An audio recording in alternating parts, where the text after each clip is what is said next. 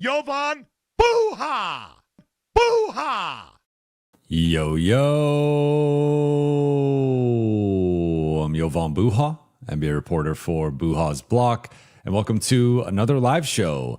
The Lakers officially concluded their final big road trip of the season, second biggest trip of the season for them behind the Grammy trip. They went 5-1 on this 6-game trip. They've won 13 of 15 games overall, and they improved to 47-26 after a 137-130 win over the Indiana Pacers. It was a serious first three quarters and then an unserious fourth quarter, disappointing fourth quarter that resulted in Luka, Austin, and LeBron all having to close. Luka had to re-enter the game midway through the fourth quarter. Lakers, I think, had shifted his minutes to make it more where he played 31 of the first 36 minutes, 31 minutes through the third quarter. And I think the goal was to rest him for the entirety of the fourth quarter. They unfortunately don't get to do that. They have to bring in Austin and LeBron with about 3 or so minutes left to close out the game after taking them out and just having Luka out there with the rest of the reserves. I think technically Jaxson and Jake, who both started tonight because Marcus Smart, Deandre, Ayton, and Rui were all out. They were technically out there, so a little bit of a mix of starters and bench guys, but they don't get to rest the stars, unfortunately. But Lakers do come out with the win. They wrap up a successful, I would say a great road trip, going 5-1 on this slate against this level of competition, just based on how tired the Lakers have looked during stretches of this trip. For them to find ways to gut out wins, thinking about the Orlando game, the Miami game, both of the Houston games, like nearly pulling off the comeback in the Detroit game. This was a tough road trip, and LA survived going 5-1. They came out on the other side a little banged up with several guys dealing with day-to-day injuries, but all things considered, this was a raging success. Going 5-1 on any 6-game road trip, regardless of the circumstances, is a win in my book. But to do it against this level of competition, to beat Houston twice in Houston, like just Miami, Orlando, they're not playing as well now, but they had been playing well going into those games. Just a great road trip for the Lakers. A couple notes before we get into the meat of the game.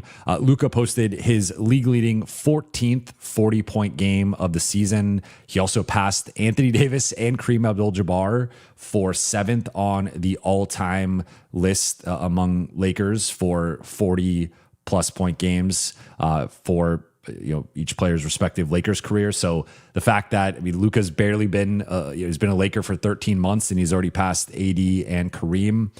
He also became the first player, this is according to ESPN, the first player since Michael Jordan in 1986 to average 40 plus points on a 6-game plus road trip.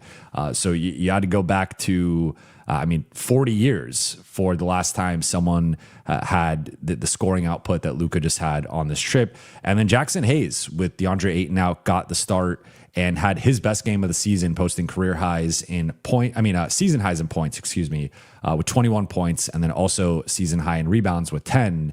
And his first 20 and 10 game as a Laker, and just the third 20 and 10 game of his career. So Jaxson, incredible game from Jaxson. We'll touch on him during the takeaways portion. But shout out to the chat. Shout out to the late night gang. Let's get into the game here. So Buha's big picture is reflecting on a 3-1 road trip. And I said it going into the trip, and I said it going into the Grammy trip. I've said it anytime the Lakers have had a road trip of a few games. The goal is always to go at least 500 on the road. You go 500 on a road trip, that is a solid road trip.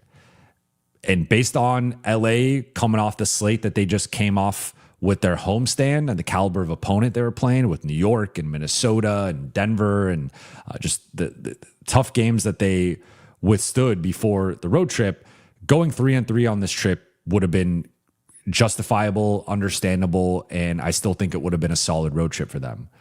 Going 4-2 would have been really good as well. You go above 500, that's a really good road trip. But going 5-1 is great. And again, I know it was not the prettiest basketball at times. Lakers could have gone 4-2 on the trip had they lost that game in Orlando, but they could have also gone 6-0 on the trip had they won that game in Detroit. So I mean, they had a range there of like 4-2 to 6-0.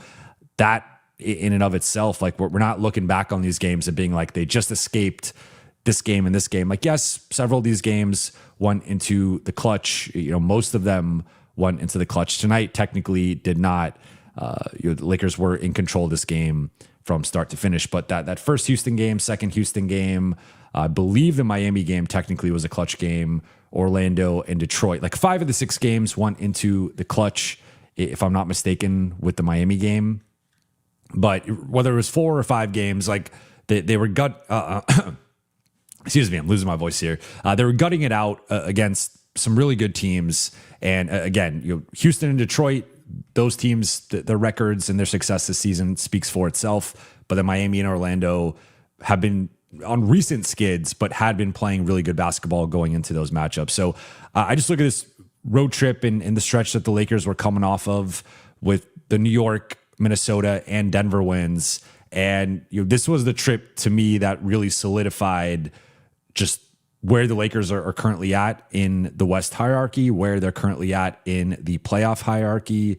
And as JJ said earlier on the trip, coming off of the Detroit loss, like they just proved they're a really good basketball team. And it was one thing to do it at home and against those teams. And yes, like that was, I think, a higher level of competition, especially factoring in Detroit not having Cade.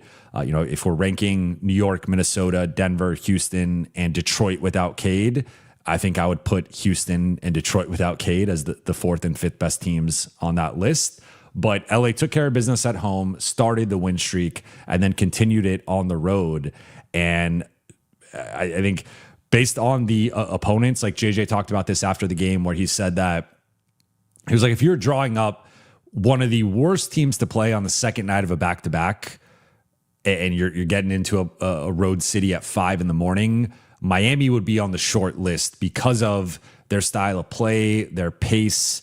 And Jason Timpf pointed this out on the most recent episode of Lakers Collective, that he was going through some data with the Heat, and they actually have a +10 net rating in the first quarter, and then they progressively decrease quarter by quarter. And so, and part of that's just like it takes a little bit of time to figure out that Miami style of play, their offense, their pace.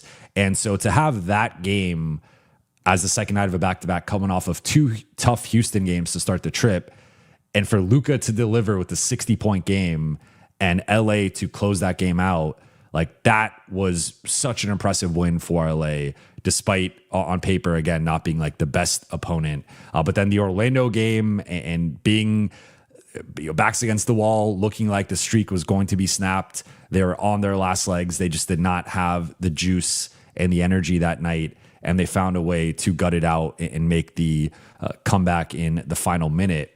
And then the Detroit game, they ran out of gas in that second half and just didn't, down the stretch, I think, were out executed. But I think LA playing against some pretty tough teams in terms of Houston, Miami, Orlando, and Detroit are all known for having tough physical players and playing tough physical defense. The Lakers have not been happy with the officiating recently. They've not been happy with the way that teams have been, they felt like manhandling them and just really being physical, pressuring full court and in the half court, hacking guys on drives, hacking guys at the rim.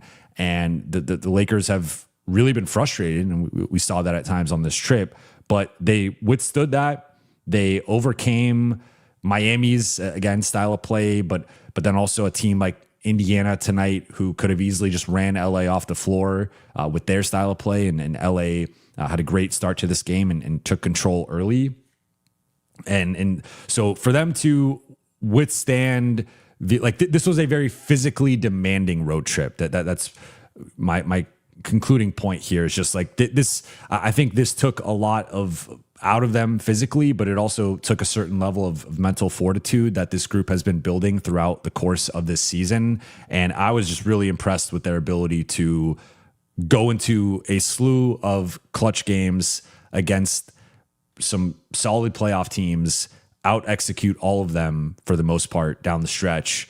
And then even on a night like tonight, like JJ also made the point that final game of the road trip, you're playing a team that plays all 48 minutes. We saw that in the fourth quarter, and plays with a certain pace and relentlessness and tenacity that I think eventually caught up to the Lakers. Like if this game, if there's 6 more minutes of this left in this game, I don't know if the Lakers win this game, but there were not 6 more minutes left in this game, and the Lakers did win this game. They were running on fumes in that fourth quarter. They allowed, I believe it was 45 points from Indiana there. Pulling it up here. It was, they gave up 45 points. It was a bad fourth quarter, but LA gets the win, gets it done, and now heads home with a nice palate cleanser. Back-to-back games, not an actual back-to-back, but consecutive games against Brooklyn and Washington. Also has a 2-day break here. So they play Friday against Brooklyn, 2 days off, then Monday against Washington. Then they do have a back-to-back with Cleveland on Tuesday. So next week's going to be tough. It's second night of a back-to-back against Cleveland. Then they go on the road into OKC. Then they get a couple days off, play Dallas on Sunday, then come back to play OKC on Tuesday. But OKC twice within a span of 5 days. And then also Cleveland on the second night of a back-to-back, though they should take care of business against Washington. In terms of notable performers, we have to start with Luka Doncic, who, as I mentioned at the top, let's share the screen here. One sec. All right. Luka Doncic finished with 43 points on 15 of 30 shooting, 4 for 11 on threes, 9 for 10 at the free throw line. Also added in 6 rebounds, 7 assists, and a steal. Did have 5 turnovers, and I think he visibly looked gassed at times in that second half and in that fourth quarter. It was a massive workload on him this entire road trip in terms of the minutes and the offensive usage, which is something I will touch on in a second.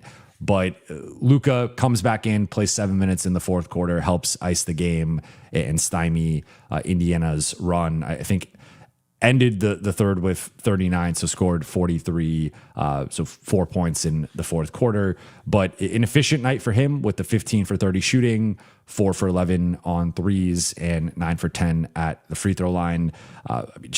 He scored in a variety of ways. With the step backs, out of the post, also playmaking out of the post. But attacking, like they switched up some of the matchups tonight in terms of putting, last matchup, Luka averaged 43.5 against the Pacers. He really stuck it to Rick Carlisle this season. But Aaron Nesmith was the primary guy on Luka in the first matchup. They switched it up, put Andrew Nembhard as the primary guy to try to pressure him 94 feet and get more into his dribble, get more into his legs. But then the Lakers countered that by just putting him in the post, leveraging his size, and then also playmaking out of that with kickouts to shooters, but also interior lob passes to Jackson or cutting LeBron. So Lakers picked that apart. My thing, I think the guy that I would like to get the big, like Austin has played better progressively throughout the road trip, but I think he needs a break. I also think Luka just needs a break from a minutes perspective. I've talked about this. This is now 8 straight games where Luka has played 37 or more minutes. This was a perfect example of a night where, again, I mentioned it earlier, he played 31 of the 36 minutes through the first 3 quarters. Would have been great to get him a break in the fourth. The Lakers were not able to do that. So he plays 38 minutes, and that just continues to add to his workload. And again, I thought he looked a bit tired there in the second half and the fourth quarter. This is the teeniest nit I will pick a little bit. This is now 4 straight games with Luka attempting 29 or more shots. In tonight, hit 50% of them. Against Miami, scored at 60 and hit 18 of the 30 shots. I think the usage is tilted a little bit too high. especially if he's going to be playing this many minutes. I think it's just an unsustainable workload on him right now. And I think he has started to look more tired in second halves. I think we saw that in the Detroit game as well. So I just think the Lakers have to be a little bit careful here with both reducing his usage and workload and then also reducing his minutes, because I think they're just putting too much on his plate. That he's a gamer, he's a hooper, he's going to he's not going to say, don't put me back in, or like not welcome the challenge. But I just think right now, looking at the combined usage for Luka plus the minute total, it's gone a little bit too high lately. And I think the Lakers have to rein it back in. We've talked about it before, but I think low to mid 20s from a field goal attempt perspective is, I think, a little bit more sustainable for him. Now, I will note, over this stretch, he's also not been getting the same level of calls that he typically gets. So you could also argue that some of these games he'd be getting more free throws and like technically the field goal attempts, because if you take a shot and you get fouled on it, but they don't call it, that counts as a miss, that counts as a field goal attempt. But so some of these games, like let's just say he takes 24 shots, but if there's like 4 additional possessions he got fouled on, technically it was like 28 shots, but then he got free throws instead of misses or field goal attempts. So I think it's been a little skewed lately. And again, coming into tonight, like last 2 games, what was 23 of 59 over his 2 previous games. But an efficient performance, started this game 8 for 12, then had a little lull there in the middle where I think he went 4 for 12 in the middle of the game, and then closed the game stronger in like late third into the fourth. But I mean, he's just playing great basketball right now. Again, 14th 40-point game, leads the NBA in that. Just averaged 40 plus on the road trip. First player since Jordan 40 years ago. He's playing great basketball overall. Then shifting things to LeBron, who just, I was looking it up. I was like, is this LeBron's best game of the road trip? Like you could say that. You could also say the Miami game. You could also say the second Houston game. LeBron, I think, has been playing really well lately. Of note, he led the team in plus minus tonight. Lakers were plus 24 in his 34 minutes, but 23 points, 9 rebounds, 9 assists for LeBron. Nearly had a triple double. Only 1 turnover for LeBron, plus a steal. 9 for 17 from the floor. 0 for 1 on threes, and that's been an area where he slipped a little bit lately in terms of just the shot has not even really been a part of his offensive arsenal lately. He's trimmed that out, but 5 for 5 at the free throw line.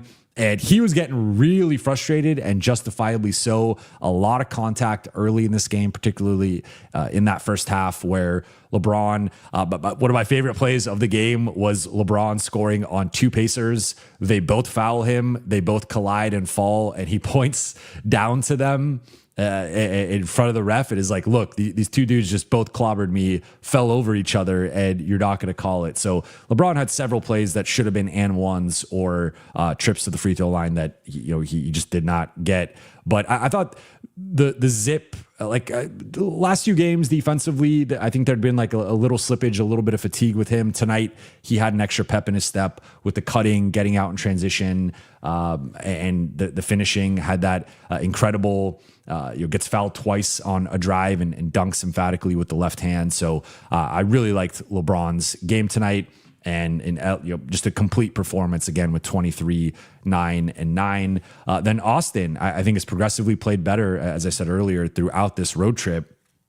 Rough start to the trip, and has not had his 3-point shot for any stretch of the trip. I'm pulling it up here, but he shot 33% or worse on threes in all 6 games. So that's an area where Austin is running on fumes to some degree right now, and has just not had his legs at quite the same level. Like right before that homestand that the Lakers just had, with the exception of the Pacers game where he went 1 for 4, 25% on threes. He had 4 straight games with 38% or better, hitting 3 or more threes. For this entirety, the entirety of the trip, he did not hit more than 2 threes in a game, and again shot 33% or worse. But with that said, I liked a lot of what he did tonight. 25 points, 1 rebound, 8 assists, 2 steals, a couple turnovers. To me, the passing really stood out, and he had a couple of really nice passing games on this trip, but also getting to the free throw line. Like, he did a really good job of exploiting their smaller and less athletic perimeter guys. One of the things that the Lakers really exploited tonight was Jay Huff and Micah Potter, I always forget his first name, are a little bit slower footed big men, and LA was really able to leverage that, I think, with Austin on drives and also Jaxson rolling, rim running, slipping out, cutting. And like, they were able to generate a lot of good in the paint and around the rim because of the slow footed nature of Indiana's big men and no Ivica Zubats tonight. So Austin, the passing, he had that incredible feed to Jaxson in the third quarter, left-handed bullet pass, probably traveled like 30 feet.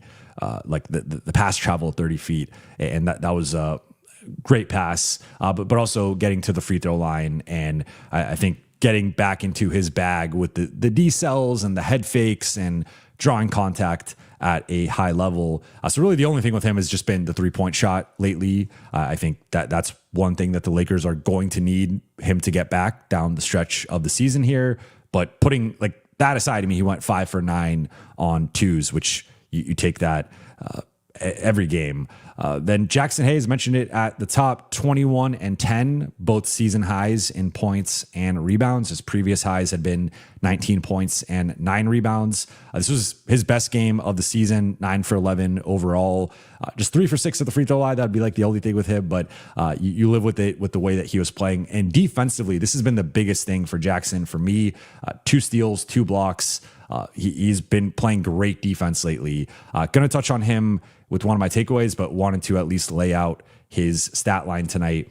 Then Jake LaRavia, what a game from Jake. This was one of his best games in recent memory. I think this was one of his best games of the season, and the stat line doesn't necessarily pop out, at least offensively, but 6 points, 5 rebounds, an assist, 4 steals, and a block. And he single-handedly swung the beginning of this game with 2 steals and a forced jump ball against Jarris Walker.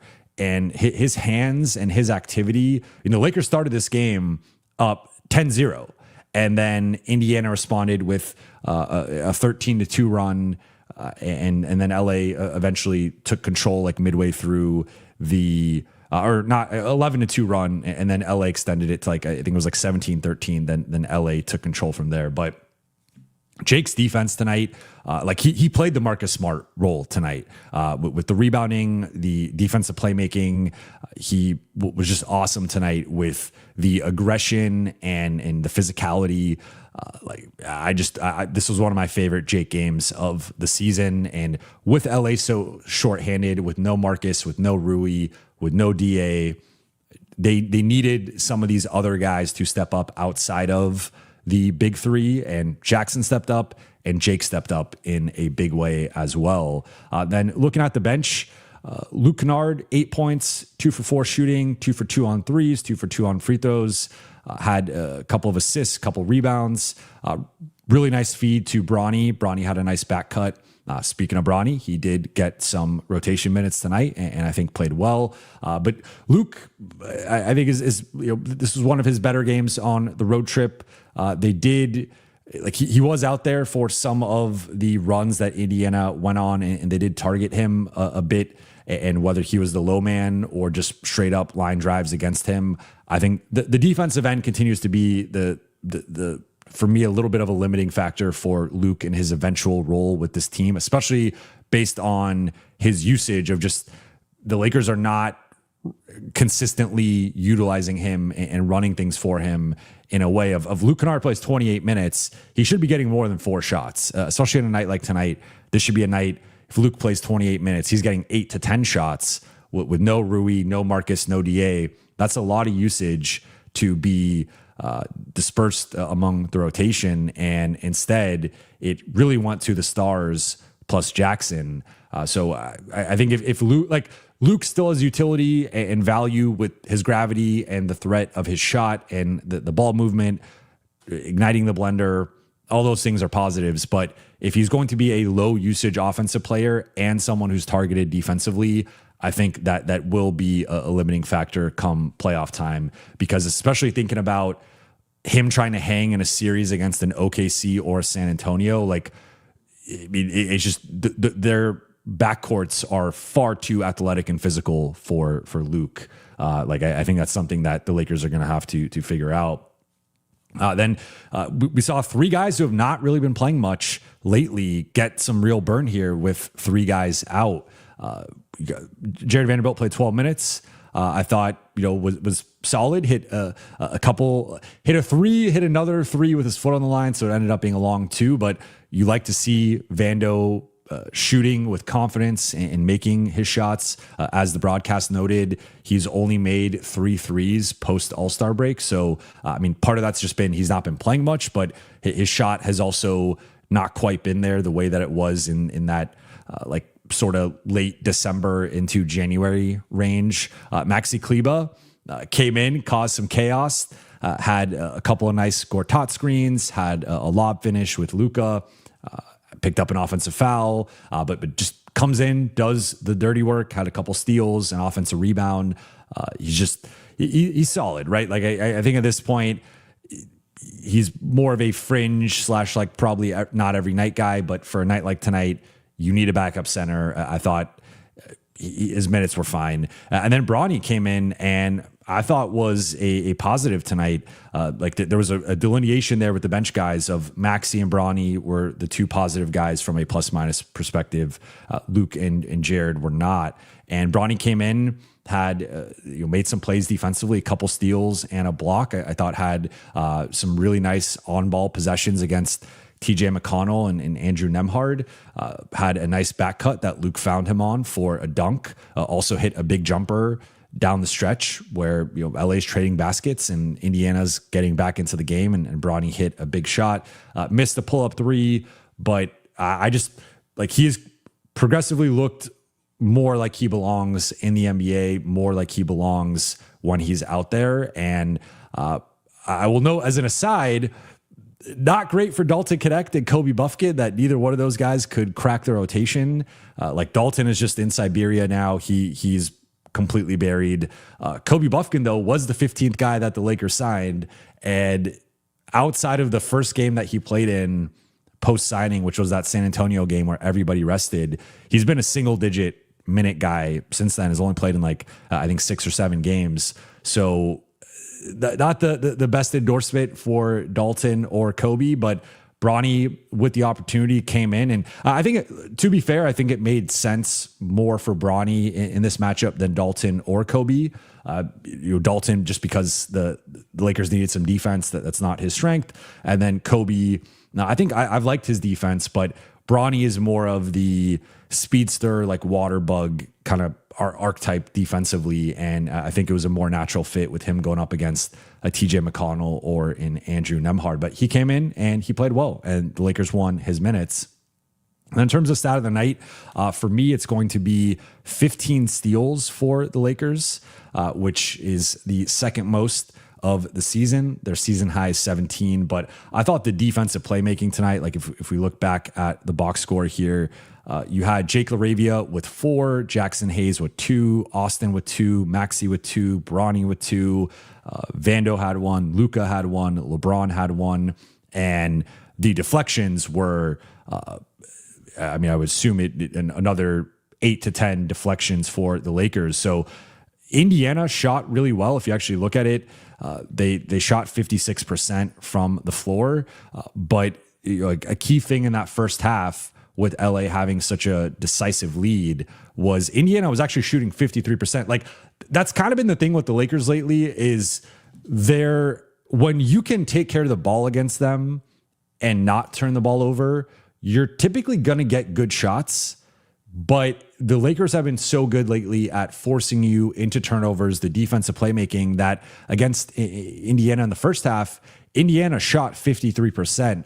The issue was they had 10 turnovers and they had attempted 13 fewer shots than the Lakers. So they were getting dominated in the possession game. But it was when Indiana was actually able to take care of the ball and run their offense, they got good looks all night. And so that's like, they're a good offensive team. That is the strength of this group right now, despite not being being without Tyrese Haliburton. They also got hot from deep. They really struggled in that first game against the Lakers, shot 23% on threes. I think they went like 8 for 35 tonight, went 16 or 39, got hot in the fourth, and that propelled them into making this more of a game. But to me, the defensive playmaking was what saved the Lakers defense, because it was not good for most of the night. I mean, they gave up 130 points. Indiana was at 28 or more in 3 of the 4 quarters, including 45 in the fourth. But LA's offense was awesome tonight, 30 plus in all 4 quarters, 45 in that opening quarter. And then their defense was just good enough, particularly with the playmaking of the 15 steals, 4 blocks, like 19 stocks. You do that, especially against on paper, or not on paper, but at least record wise, the worst team in the league. You're going to win that game. Although, again, it was not the prettiest outcome for the Lakers. Then in terms of 3 takeaways, we're going to rattle through these and then get into the Q&A. Takeaway number 1 for me is Jaxson Hayes is officially back. And this had been something I'd been touching on recently, where I felt, starting with the Miami game, Jaxson began resembling himself more. And I think he's progressively played better and better. So that Miami game had 6 points, 5 rebounds, and a couple of stocks. Then the Orlando game, 8 points, 7 rebounds, 3 stocks. And then these past couple games against Detroit, 11 points, 3 rebounds, and 6 stocks. And then tonight, 21 points, 10 rebounds, and 4 stocks. And I think Jaxson, like, it was not too long ago, but it got derailed a bit by his injury, that I thought he was the Lakers' best center and had been playing as LA's best center. And I think, at least, like, no DA tonight, so it's not really fair to compare them. But I would say that Jackson's performance tonight was the best center performance of the trip. And I also thought he outplayed DA at times during these last 3 games, not like in totality, but for stretches of those games, for certain shifts, especially on the defensive end. That's been the big thing, where I think DA has been at like an A or A plus level, honestly, going on like almost 3 weeks here offensively, like starting with that, around like the Indiana, or he came back for the New York game. So I guess that's, about 2.5 weeks or so. I think DA has been like an A, if not an A plus offensively. I think defensively, he's still been pretty up and down, and it's been very matchup dependent. I think Jaxson has been trending up in a serious way defensively, and you couple that with he just undeniably has the best pick and roll chemistry on the team with all 3 of the primary guys. I mean, we saw that tonight with Luka, Austin, and LeBron. His ability to slip out, his ability to rim run with force and authority, and even, just he's a pogo stick where doesn't need much of a gather and just can jump out the gym. Like, that's a really valuable weapon for LA offensively. Had 7 of his 9 field goals tonight were dunks, and that's just something that I don't think, like, DA does it in a different way that can be just as effective. But I've just been really impressed with Jaxson, and I don't think he's going to become the starter, but I think if he's playing like this, there will be nights where it makes sense to close with him. And that had not been the case in quite a while here. I don't think he had been the same player since coming back from his injury, outside of, at Denver after DA went out, like at the beginning of the month. But it had been a bit since Jaxson had this type of performance. Really, you might even have to go back like pre All-Star break, to go back to like Jaxson playing like this. So I think him finding his footing and playing the way he's been playing these last few games is great for LA, because I think it's DA insurance. But even if it's not DA insurance, it just gives them better backup minutes, right? And you want 48 solid minutes of play at your center spot. So between the way that DA has been playing lately, plus the way that Jackson's been playing, you can get 48 minutes of solid basketball. And then if you really need to, you could dust off Maxi Kleber for a shift or two, or you could just go with small ball. But I think the Lakers center play has been trending upward after being a bit shaky there, particularly in like late February, early March. Then takeaway number 2 is just injury updates on Marcus, Rui, and DA. They are all day-to-day moving forward. I think Adu is technically day-to-day, but this is the same knee stuff that he's been dealing with for a while. So I would not be surprised if LA is just a bit more conservative with him. So JJ said Adu, he didn't even know he was dealing with anything until after the game. So that it was a little bit of a surprise for him. And then DA, he didn't know he was dealing with anything till this morning when DA texted him. He was dealing with back soreness. It was a game time decision, then ruled out right before the game. But Marcus and Rui miss again. They are day to day and should be back at some point here. Could be back as soon as Friday in LA. And then takeaway number 3, before we get into the Q&A, is just West standings watch. So looking at the slate, 12 games tonight across the NBA. OKC lost to Boston in a potential finals preview, lost by 10 in Boston. Then San Antonio crushed Memphis by 25. So now, of note, and I think this is going to be interesting with the Lakers playing the Thunder a couple times here in the next week and a half. San Antonio is only 2 games back of OKC for the 1 seed. I think that could have MVP race implications between Shea and Wemby, but that obviously will have real implications in terms of the 1 seed and 2 seed and who potentially has home court advantage if those 2 teams match up in the Western Conference Finals.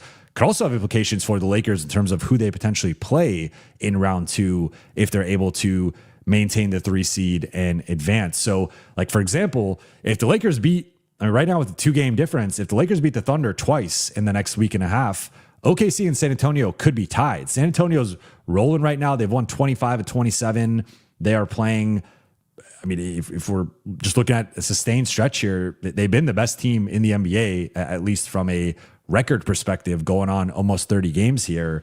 So San Antonio is nipping at the heels of OKC, and the Lakers have an opportunity here to not only send a message by beating OKC, and also that having some MVP implications with Luka versus Shea, but if they beat OKC twice and contribute to OKC potentially dropping to number 2, that would mean then the Lakers would be playing OKC in round 2, assuming that both teams advance. And then looking at the rest of the slate, right now Denver is up 9 on Dallas at halftime. Denver's on the second night of a back-to-back, and Houston and Minnesota, a huge game for the Lakers, because I think with the way things are shaping up, Denver is getting healthier. Denver's playing better. They also have an easier schedule than both Minnesota and Houston. I think Denver is going to be the 4 seed and not play the Lakers, which I think is a good thing for the Lakers.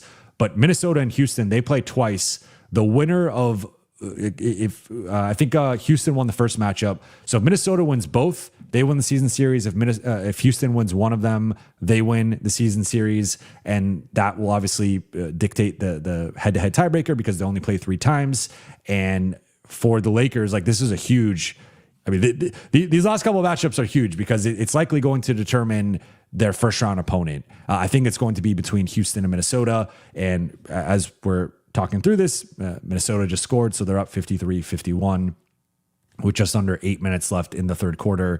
And Houston just scored. Now it's 53-53. But this is going to be a game to monitor. And again, if Houston wins, I believe they won the season series. If Minnesota wins, it's tied 1-1. Then they play one final time. But huge game for just the West right now in terms of who's going to be the 5 seed and who's going to be the 6 seed. But with all that said, let's get into the Q&A. Shout out to the chat. First one from Doubaloo. Thank you for the super chat. What are the odds the Lakers rest some stars against the Cavs? I would say pretty low. So JJ was asked after the game about the notion of going for it and how LA was going to approach the final 9 games of the season. And he said they're going to go for it and they're going to be smart. They're going to look for ways to maybe reduce guys' minutes, but they are going for it. They want to win every game down the stretch. They want to be the best seed possible, have the most momentum possible. So I actually think the inverse of this, despite it being the second night of a back-to-back against Cleveland, I think the more likely scenario would be someone potentially resting the first game Monday against Washington, and maybe you get LeBron a break because he is 41 years old and deserves a break, or maybe you get Austin a break because he seemed a little overtaxed and hasn't quite had his legs under him during the trip, or maybe you get Luka a break because Luka, his usage has increased, his minutes have increased, and they're just putting a lot on his plate right now. I think between the two games of Brooklyn and Washington, I would love if like each of the big three, like maybe one game you rest Luka, you play LeBron and Austin. One game you rest LeBron and Austin, you play Luka. Typically, I'm not pro resting, but I do think the guys look pretty tired. Now, maybe with a couple days off, Saturday and Sunday, they'll probably practice one of those days. But it is going into a back-to-back at that point. Like maybe you talk yourself into, okay, everyone's going to play. We're just going to maybe reduce their minutes, but then you actually have to reduce their minutes. Now, and this is where I think people have been critical of JJ at times with playing guys deep into the fourth quarter. I agree with that. Tonight, I think it was justified just because if the Lakers did not put Luka back in and did not put LeBron and Austin back in down the stretch, there's a real chance they lose this game, or at least it's like an actual game with like a minute left. It's like a 3-point game or something. And then now all of a sudden you have to sub those guys in, and it's just kind of embarrassing. This was a little embarrassing that it got as close as it did, but I think the worst part of it was just that those guys had extended minutes. Like Austin and Luka both played 38 minutes. LeBron played 34. That should have been 28 for LeBron and like 30 to 32 for Luka and Austin. They should not have had to play that much against this caliber of opponent. So I think if anything, I would expect them to rest guys potentially against Washington and or Brooklyn compared to Cleveland, because I don't think they want to, like the Cleveland game is an opportunity to have another statement win, test yourself against one of the best teams in the NBA, test yourself against a potential finals opponent. If everything breaks right for the Lakers and they make the finals, Cleveland could be the team that they're matched up against coming out of the East. So like, it's a big game. It's a big game, and it's unfortunate it's the second out of a back-to-back, but I think it would be actually the opposite of maybe they selectively rest or at least reduce the minutes of guys in that Washington game. They take care of business, and then against Cleveland, they play the guys slightly heavier minutes. Brandon Robinson, thank you for the super chat. Give me Jax over DA all day. Sorry, not sorry. I've been having this internal debate lately. Like I think there was certainly a stretch in the middle of the season where I thought Jaxson was better and more reliable. I think that had not been the case as much recently, but the two things they both have advantages over each other.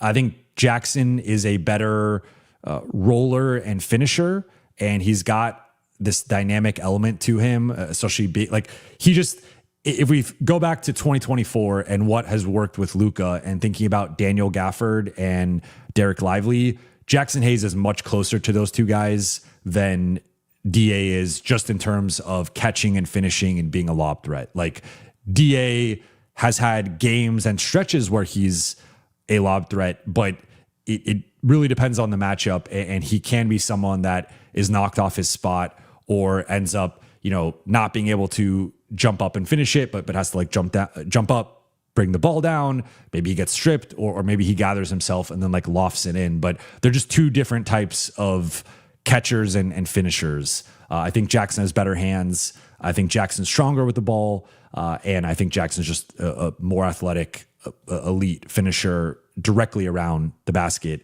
Then I also think Jaxson, at least more recently, has been the better defender in terms of his defensive activity with stocks, the playmaking, and also rotating out, switching on to guys. Like I've liked his defensive energy a little bit more than DA's recently. So I think he's been playing better here these last few games in totality, but there is a big gap between them. And this is where I understand the minutes distribution to some degree. It's the rebounding. Now tonight, Jaxson season high 10 rebounds, but DA has had plenty of double-digit rebounding games, plenty of games with more than 10 rebounds. So there is a gap there between the two with the rebounding, and that is an area that's really important to the Lakers. But I also would argue that I think the offense just looks better when Jackson's at the 5. I think he's a better passer and decision maker than DA. I think DA showed some progress there, but Jackson's both, to me, like just more of a natural lob threat. And if you need him to short roll play make, I think he's gotten a lot better with those reads over the last couple of years and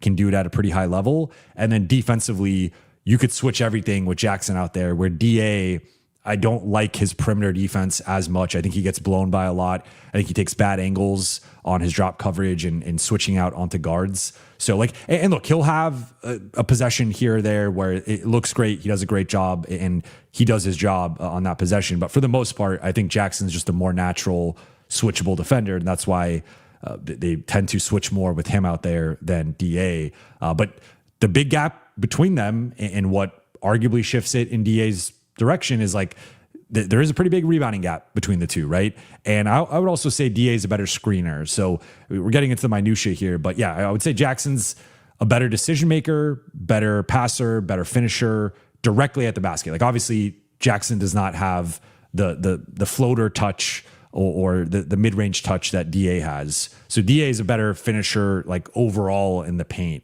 but directly at the rim with the way that the Lakers want their big men to operate, I think Jaxson has the edge there. And then defensively, DA is tougher and more physical. So against Jokic, for example, I'd rather have DA out there than Jaxson. Jackson's too skinny. He's going to get overpowered. So there's like a strength and physicality and just weight component to DA defensively that Jaxson can't replicate. But Jackson's far more nimble, more athletic, quicker, better at switching. And so I do think Jaxson checks more boxes, but DA does check some big boxes for a group that at times can struggle with its physicality and its size in the paint. So it's a nice discussion to have, but between the two, ideally both are firing on all cylinders and you just get 48 minutes of solid center play. But I will say in like the biggest moments, I'm leaning more Jaxson over DA. Like I think DA is more of, you're going to start him, you're going to play him maybe 25 to 28 minutes, but I think I would lean Jaxson as a closer in more, big moments. Although look, DA recently, a couple of these games that think about the Houston game, think about the Denver game, did not play well the first 3 quarters and then was awesome down the stretch. The Orlando game helped close out that game as well. So DA has come up big in some of these clutch games. So maybe as I'm talking through it, maybe DA is the closer over Jaxson, but I think their minutes should be closer than they have been recently. And I do think Jackson's been playing slightly better over these last few games. And again, to me, had the best game of either of the centers on the road trip. Jay Spares, thank you for the super chat. Yo, fun road trip. Bronny looked like an NBA player, but this Braun whistle situation is getting ridiculous. Just egregious missed calls. It's insane. And I hope I'm not talking out of school here, but just actually talking to LeBron is aware of this, and LeBron, he gets refereed like similar to Prime Shaq, similar to I think Giannis gets a better whistle than either one of those guys. But like there are just I think Jokic sometimes doesn't get a great whistle. Like there are certain guys that because of their strength and physicality and stature, they just get refereed differently than other guys. And like LeBron has never really had the grifting element to his game. And he's never been someone who, like, I know there's been, people, there's the La Flopper and like whatever nicknames that people have had for him at times. But like, if you actually watch LeBron, that's not his game. He's not this grifting machine that is out there just trying to draw contact or draw fouls. Like that's not how he plays. So I think it's just, especially recently, like, or the last, I think this has been a few years brewing of LeBron just not getting calls. Like, I don't know if it's because he's LeBron or if it's because of just when he collides with someone, it's usually the other person who takes the brunt of the punishment. But I agree. I thought tonight should have been several more trips to the free throw line. And on an average night, I would say there's like 2 to 4 calls that, or 2 to 4 possessions or shot attempts for LeBron that easily could have been fouls, that if it were Luka or Austin probably would have been fouls. Like I think objectively those two guys get a better whistle. Now, I also think those guys are better, and it's more part of their game of drawing the contact, and that, you know, it's just like a difference between the two. But LeBron, I think, gets a pretty bad whistle in general, and he will agree with that, both publicly and privately. Irina, thank you for the super chat. Why does Austin have to play the most minutes every game? Fair question that I have been wondering as well. I mean, I've mentioned Luka's minutes, but actually, I'm glad you brought this up. I'm looking at it now. Since the New York game, Austin has played 38 or more minutes every single game. So that's 10 straight games where Austin has played 38 or more minutes.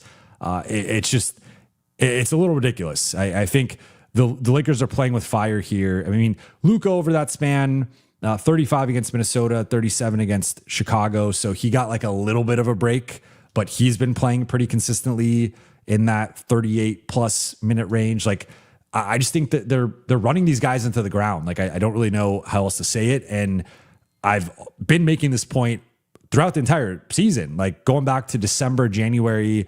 There was I think about the part of the billing with the Philly game, like midway through, I think it was like December 10th, something like that, was the top 3 guys in minutes are Luka, Austin, and Tyrese Maxey. And it's not great company to be in. Like, I know back in the day that guys used to play high 30s or even 40s minutes, but like the game is different. The pace is higher. I think the ground you have to cover on both ends with the style of play. Like, I think I mentioned this recently on a show, but I went back and this shows you what's on my YouTube algorithm.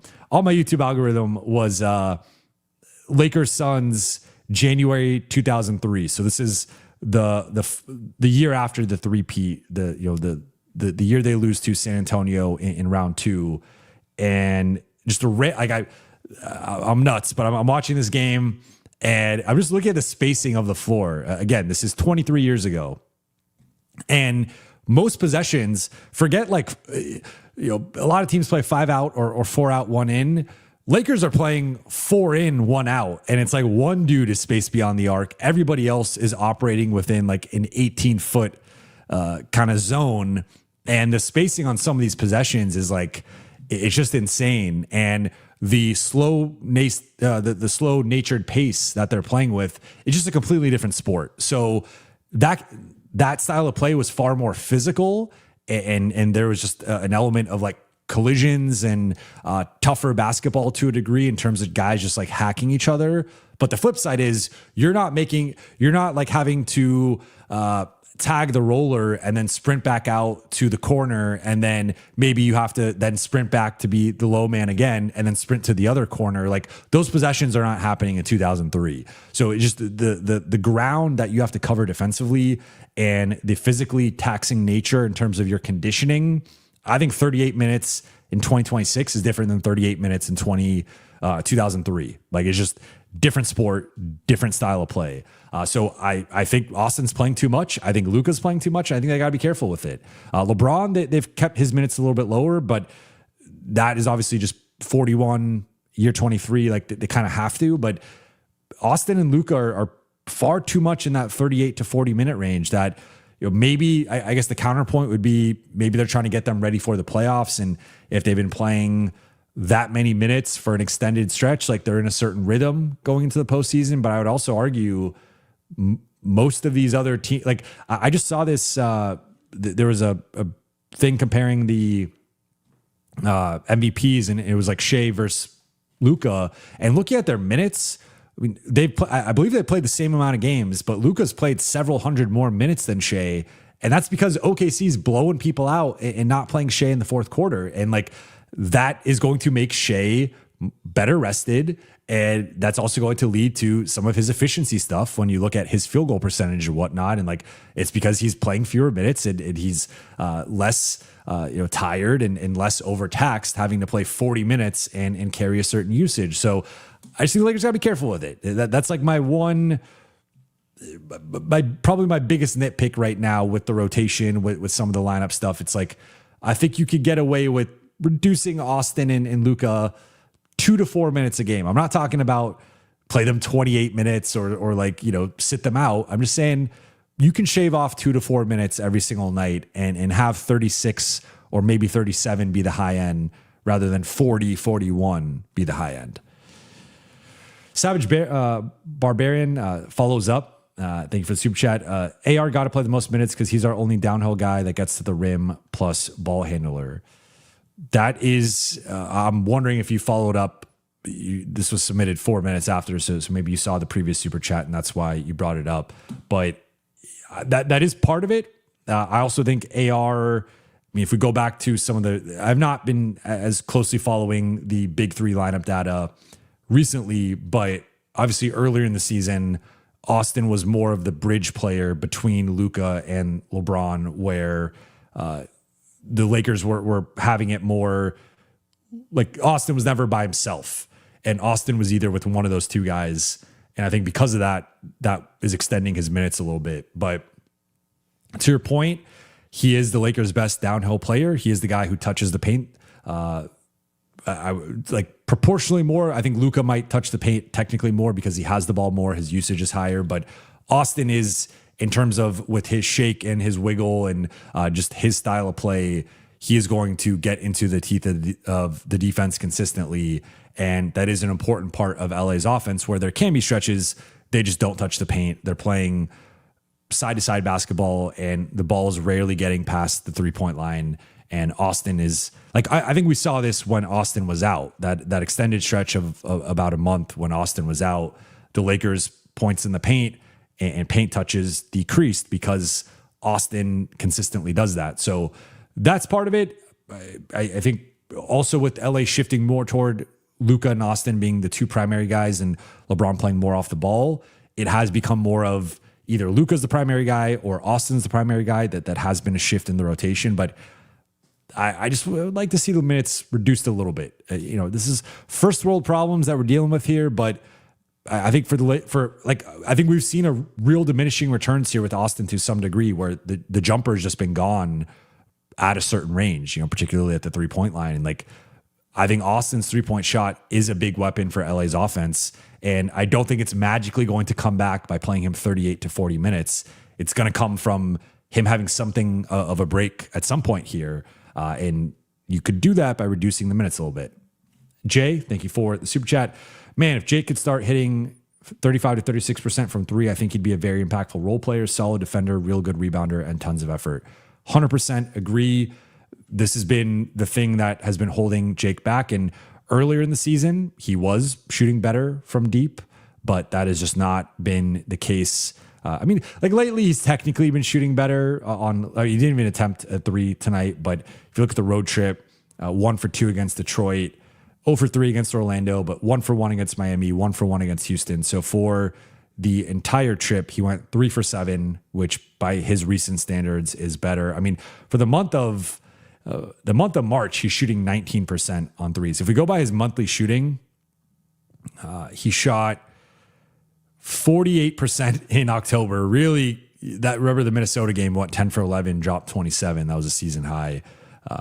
So some hot shooting early, dropped to 26% in November, 26% in December, 37% in January, 33% in February, and then now 19% in March. So if we look at this, some outlier shooting performances, I would say October, 48%, unsustainable.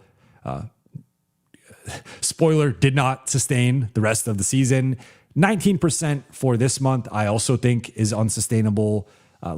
He's a better shooter than that. I look at these middle months of 33%, 37%, 26, 26. That kind of averages out to that 32, 33% he's been at for most of the season. I think that's closer to who he is, but I think he can shoot better. He shot 42% last year on 2 attempts per game.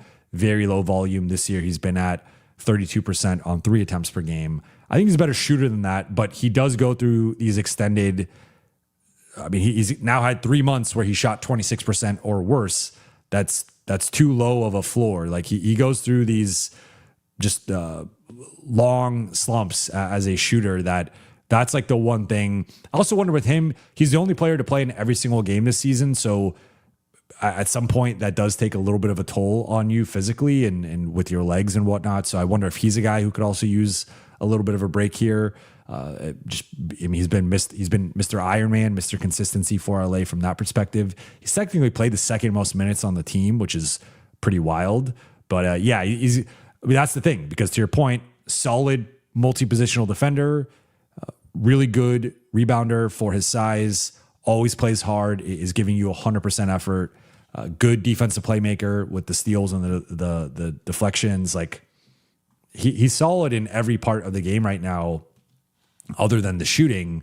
The issue is, especially when the big three are going to be running the show, you need guys who can shoot. And if he's not shooting, it's just that there's a ceiling there on his role. And then Dragon Buha, aka my dad, shout out to Papa Buha in the chat. Watching you from New York, missed the game, glad they won. Yes, my parents are out in New York right now, and I appreciate the super chat and hope you guys are getting some rest after crazy travel day. Jay, thank you for the super chat. I don't know how the season ends, but I'm thankful this team is giving me something to have hope for. Didn't think I'd be saying that a month ago. Yes, this is like the biggest takeaway for me of the past month has been like this season flipped, where there were a lot of stretches of this season that were not fun. And even for me, thinking on like the Grammy trip, where I predicted every game of the Grammy trip, and it was like, are the Lakers going to play a good team? Well, they're going to lose. Are they going to play an average to bad team? They're going to win. It was very simple. And that was just like that middle portion of the season for almost 3 months there. It was basically like, are the Lakers playing a team of a certain caliber? They're going to lose. If they're playing a team below that, they're going to win. And it's very basic analysis, but like it really played out there for about basically December through the end of February. So yeah, like December, January, and February, very simple analysis with the Lakers. Like they just could not beat teams of a certain caliber. And not only could they not beat them, they couldn't even keep the games close. They lost, again, 12 of 13, but 10 of those 12 were by double figures. It was embarrassing and it was disappointing. And it kind of felt like that time there was like this fool's gold element to their season and to their record, where it's like, okay, it's nice you guys are blowing out New Orleans and Utah and Dallas and whoever, but like when you play the real teams, you can't beat them.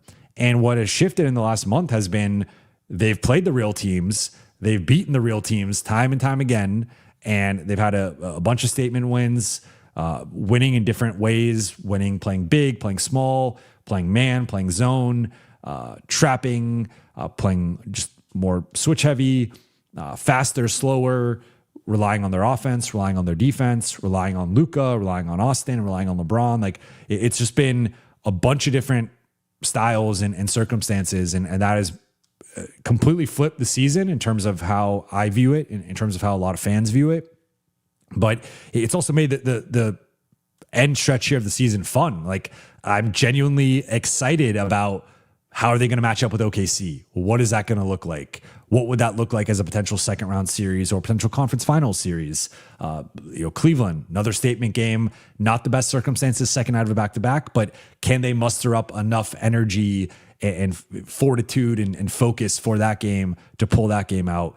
Can they take care of business against Brooklyn and Washington? And like if they blow out both those teams, they set themselves up nicely for that Cleveland game and then going into the OKC game. So because the OKC game will be third game in 4 nights. Like that's not ideal for that game either, but it's just, it is what it is. The schedule is what it is. So I think for this season, there's been a lot to be encouraged by, but then also spinning this forward, you think about the summer, you think about next season, and we've seen what Austin and Luka can look like together as the two primary usage players. That's been the look that the Lakers have had offensively over this stretch. We've also seen the big three click in a big way, where LeBron has shifted his role and I think it could work moving, like assuming it continues to work the rest of the season and works in the playoffs, it can work again next season. And then also seeing like DA have a redemption arc here, Marcus continue to be the most important defensive piece on the team. And we've seen how much they've missed him in his absence. There's just been a lot to be encouraged by for both the rest of this season, but also going into next season. And I think this has flipped the season on its head and what the Lakers can do this summer and next season, just in terms of keeping some of these pieces and building off of the run that they've had here. Hopefully they close out the final 9 games strong, go at least like 7-2. I think that would be a great close to the season, and then make at least round 2 in the playoffs. And if they do that, you're entering next season with a lot of momentum.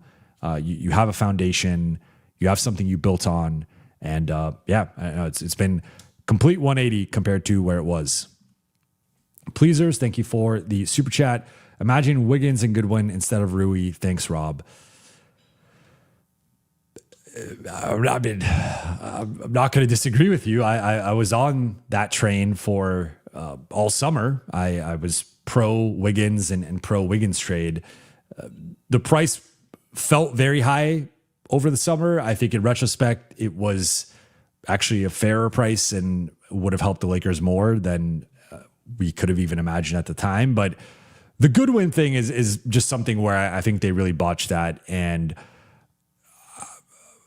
I don't know if Dalton's struggles in Summer League happened after the whole Goodwin situation. So it's tough. Like you can say retroactively, okay, well, like by Summer League, it was kind of clear Dalton is not who we thought he was going to be. And that has just continued to play out throughout the season.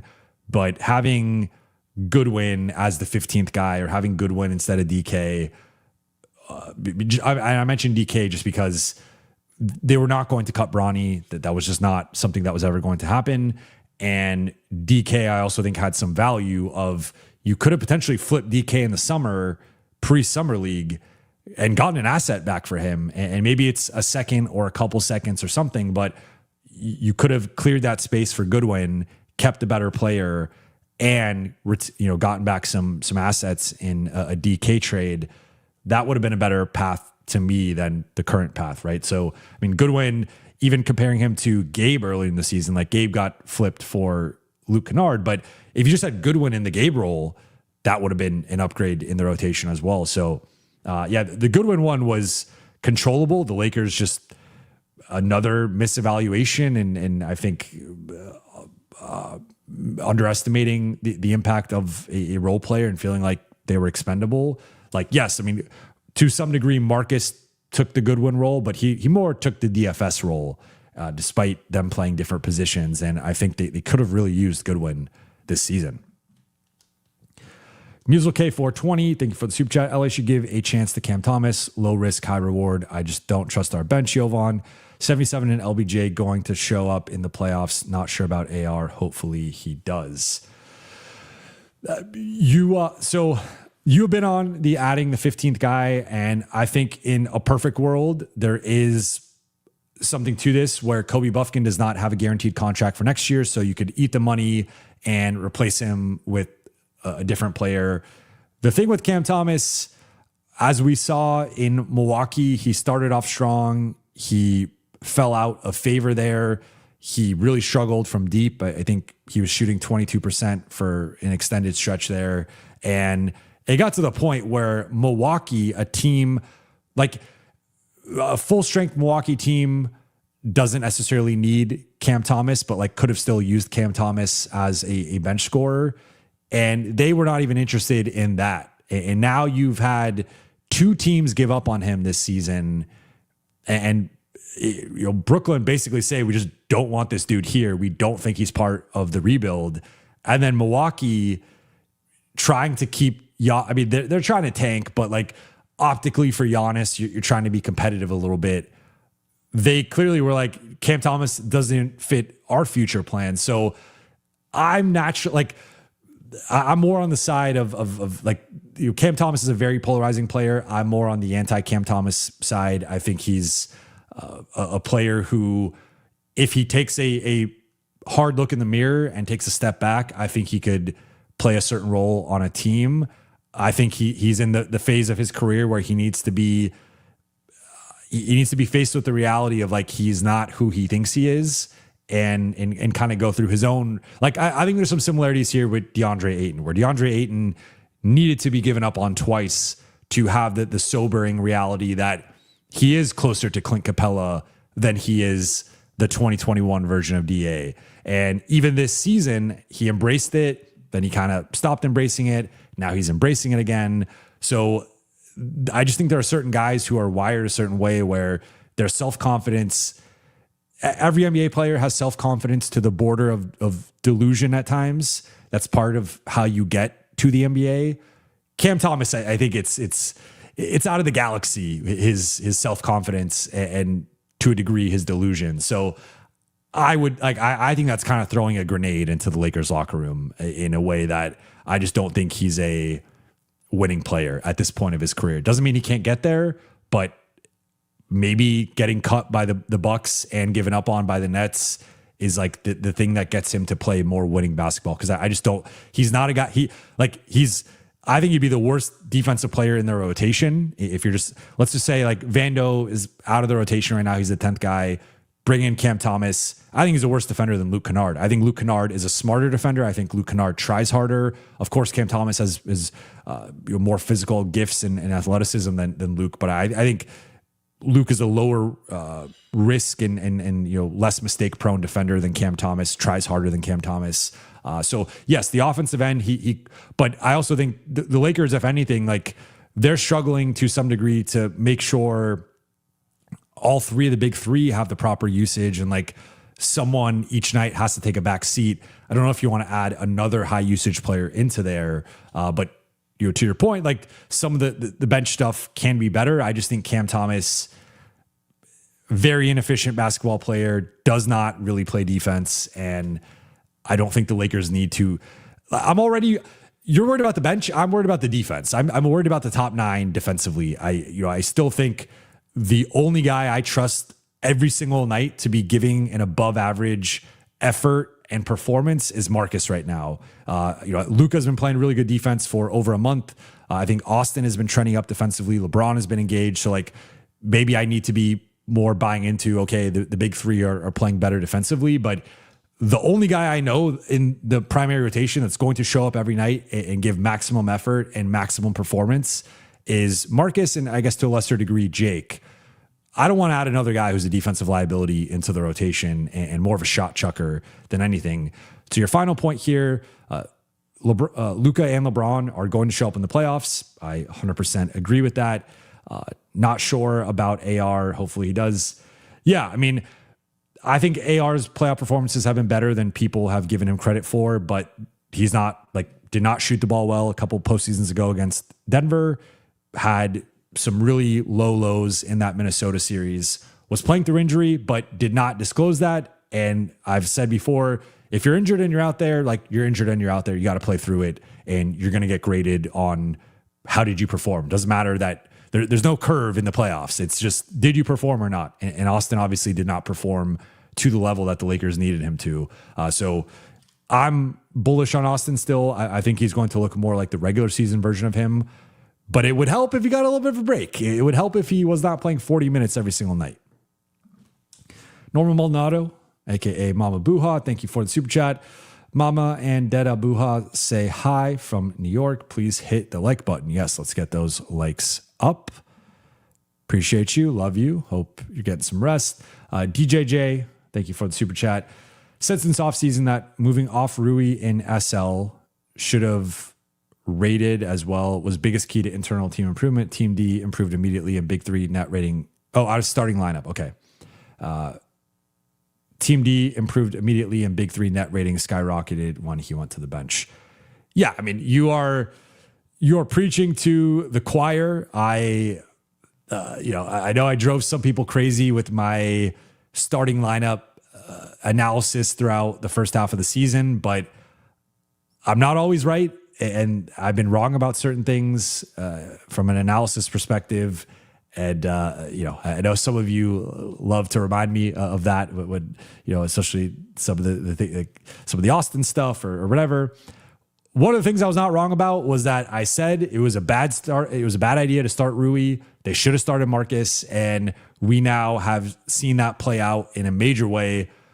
Plus 11 net rating with the current starters, minus 15 net rating with the OG starters.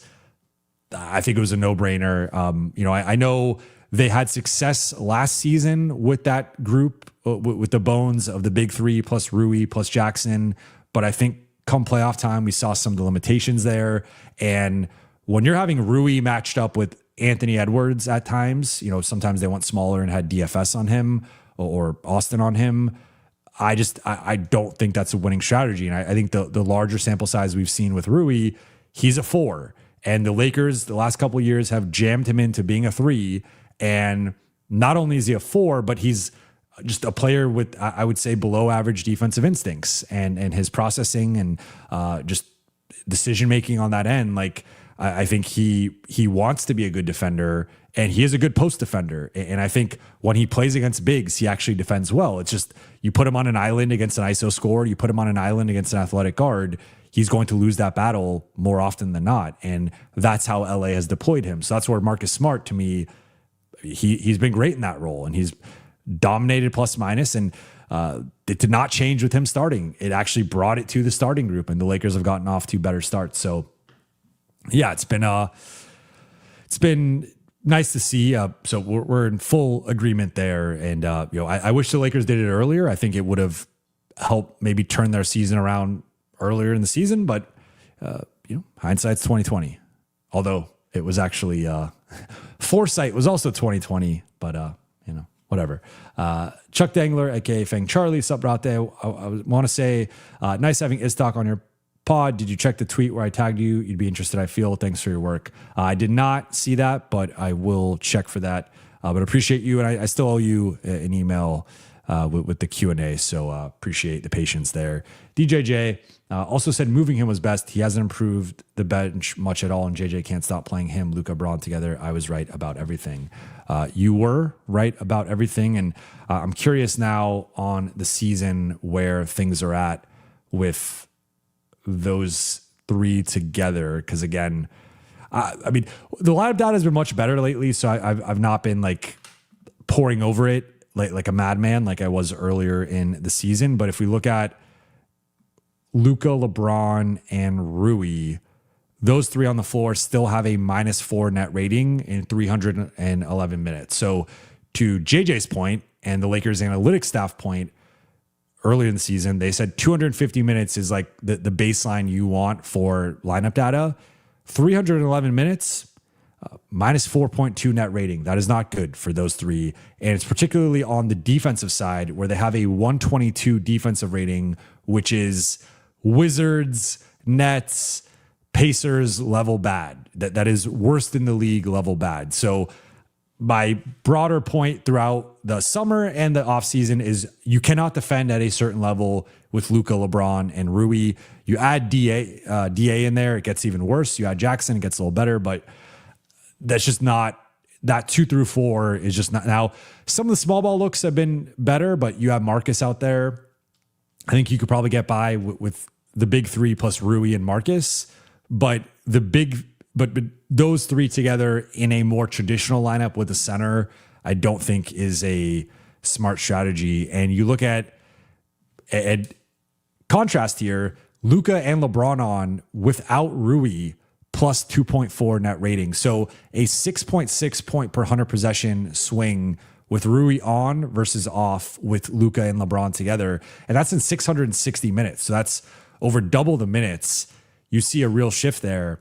And they're better on both ends of the floor. They are 2 points per 100 possessions better offensively and 4.5 points per possession, per 100 possessions better defensively. So, I mean, the offensive end, like Rui there as a spacer, as a cutter, as a transition threat, I think like that off, like maybe there's a little bit of noise there with some of the offensive stuff, but the defensive stuff, there's no noise. Like I think there's a real gap with Rui with those guys versus Rui off, and took them too long. And this is also where, when we talk about next season, to your point, like I mean, I would be curious to look at if we look at Luka, Austin, and Rui, what that looks like.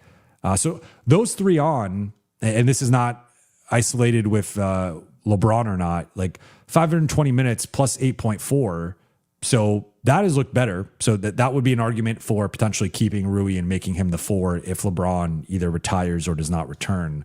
But then also Austin and Luka without Rui plus 15 net rating. So even without Rui, they played better, where now they jump up by plus 7 points per 100 possessions. It's just they haven't been a negative with Rui on the floor, and they're better both offensively and defensively without Rui. So to your point, yeah, I mean, I think this has been a bit of a regressive season for Rui outside of the shooting, and he's kind of like, I made the comparison earlier in the season to Duncan Robinson, and that's kind of what he's become. Like, he's a below average rebounder. He's a below average defender. He's a below average ball handler and passer. He's pretty much just a 3-point shooter and mid-range pull-up guy. Otherwise, he does everything else outside of post defense at like a below average level. It's just that's a pretty limited role player. Musical K420, thank you for the super chat. AR and 77 playing more minutes because we don't have backups. I mean, that's the thing is the Lakers do have backups. They just, that's on the front office for not having the proper backups. It would be nice to have a Jordan Goodwin out there. I mean, right now, like when Marcus is out, I get it to a degree because Marcus is technically, he starts at the 3 offensively, but then he can shift down and play guard offensively. You can get by with Marcus and Luke as your 2 backup guards, like shifting the rotation a bit. But yeah, I mean, they don't have a lot of backcourt depth. It would be nice to rely more on Bronny or Kobe Buffkin or Dalton, but clearly JJ doesn't feel he can. I guess, and maybe this earns Bronny some more playing time in the future, but JJ's really shown like he does not trust the back end of the bench.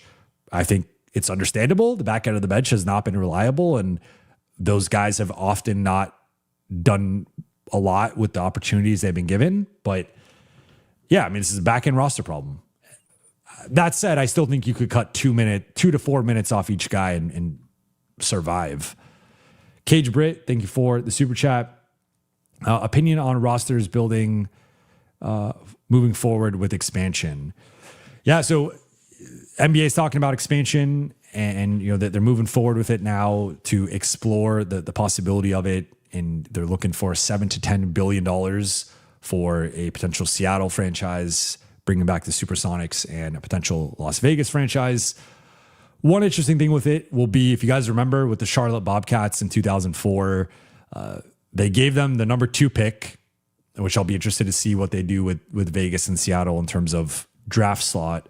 But it would be for the 2028 to 29 season, those teams would be added. So you'd have 2 more years, 2026, 27, 2027, 28, 2028 offseason. Those franchises would, in the Seattle case, restart. In the Vegas case, open or begin. And so you'd have to figure out the draft slot for each team or both teams. You have to reconfigure the conferences.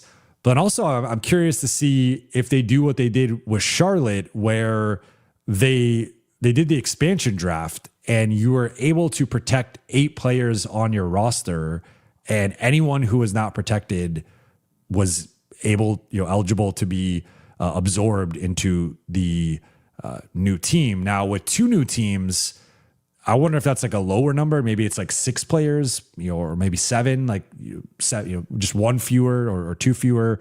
But it's going to be interesting to see how they handle that. And like for the Lakers right now, it'd be really interesting if there's an expansion draft, who are they protecting, right? And who is expendable. But I think with 30 extra players in the league, it's going to make the draft more important. It's going to make 2-way spots more important. It's going to make back end of the roster more important, just because that's a solid pool of players that are going to be off the market. It's also going, I think it'll be a good thing for the league that there is a lot of talent. And if you think about guys who are in the G League or guys who are playing overseas, in Europe or in Asia or South America, wherever they're playing, There's a lot of talent out there that should be in the NBA, and maybe due to a variety of reasons just is not. But with more roster spots, more opportunity, and a better distribution, more equal distribution of talent across the league, I think that could open up some of those opportunities for some of those guys. But yeah, it's going to, like, the back end of the roster is going to be more important, and you don't want to waste second round picks, two-way spots, minimum spots. Like, you got to be sharper, because more competition and just more. I think when you now are battling 31 teams instead of 29 teams, it's like every little decision matters a little bit more. And then interested to see how it affects the salary cap, and if that boosts it or decreases it, or what, like how that all plays out. But yeah, it's exciting. For those of us who grew up in the 90s and 2000s, like, you remember the Sonics, and they were one of the most iconic franchises in the league. Just like very, like, the branding of it. Like, I think about the logo, I think about the colors, the green and the gold. Like, it just, I think about Gary Payton and Sean Kemp, then Ray Allen, then KD. Like, it just, the Sonics were one of those franchises that, even though they weren't like the most successful franchise, they weren't on the Lakers or Celtics or Spurs level. It's just they were one of the more iconic franchises from a branding perspective, and I think the league has missed them, and I think bringing them back will be awesome. And then Vegas, we'll see what they're called, we'll see what the branding's like, but that'll obviously be fun to have a team in Vegas. Josh, thank you for the super chat. Jovan, would you rather face Denver or Minnesota in round one? Either would be tough and have trauma from both of them. LOL. To me, this one is simple. I would rather face Minnesota. I think Minnesota is just a worse basketball team than Denver. I think Denver. So look at updating the scores for you guys from talking about the West stuff earlier. Minnesota's up 9 right now on Houston with 3.5 minutes left in the fourth, and Denver's up 11 on Dallas going into the fourth. So Denver's likely going to win. Minnesota is likely going to win, and that will tie the season series between Minnesota and Houston, but that will knock Houston.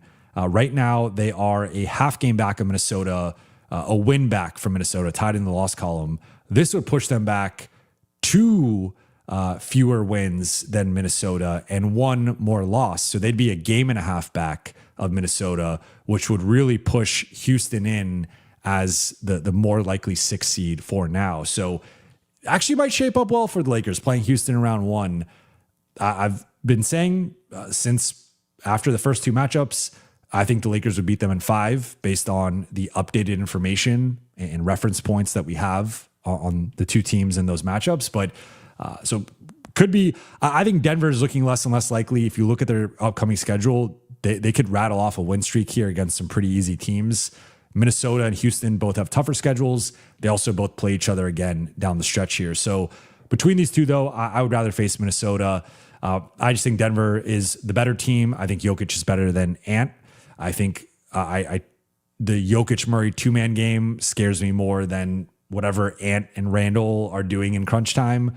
I know there's the recent Minnesota just beat the Lakers in 5, but I think the Lakers have fared better against Minnesota than Denver this season. I mean, they won the season series against both, but Minnesota, they won it 3-0. Denver, they won it 2-1.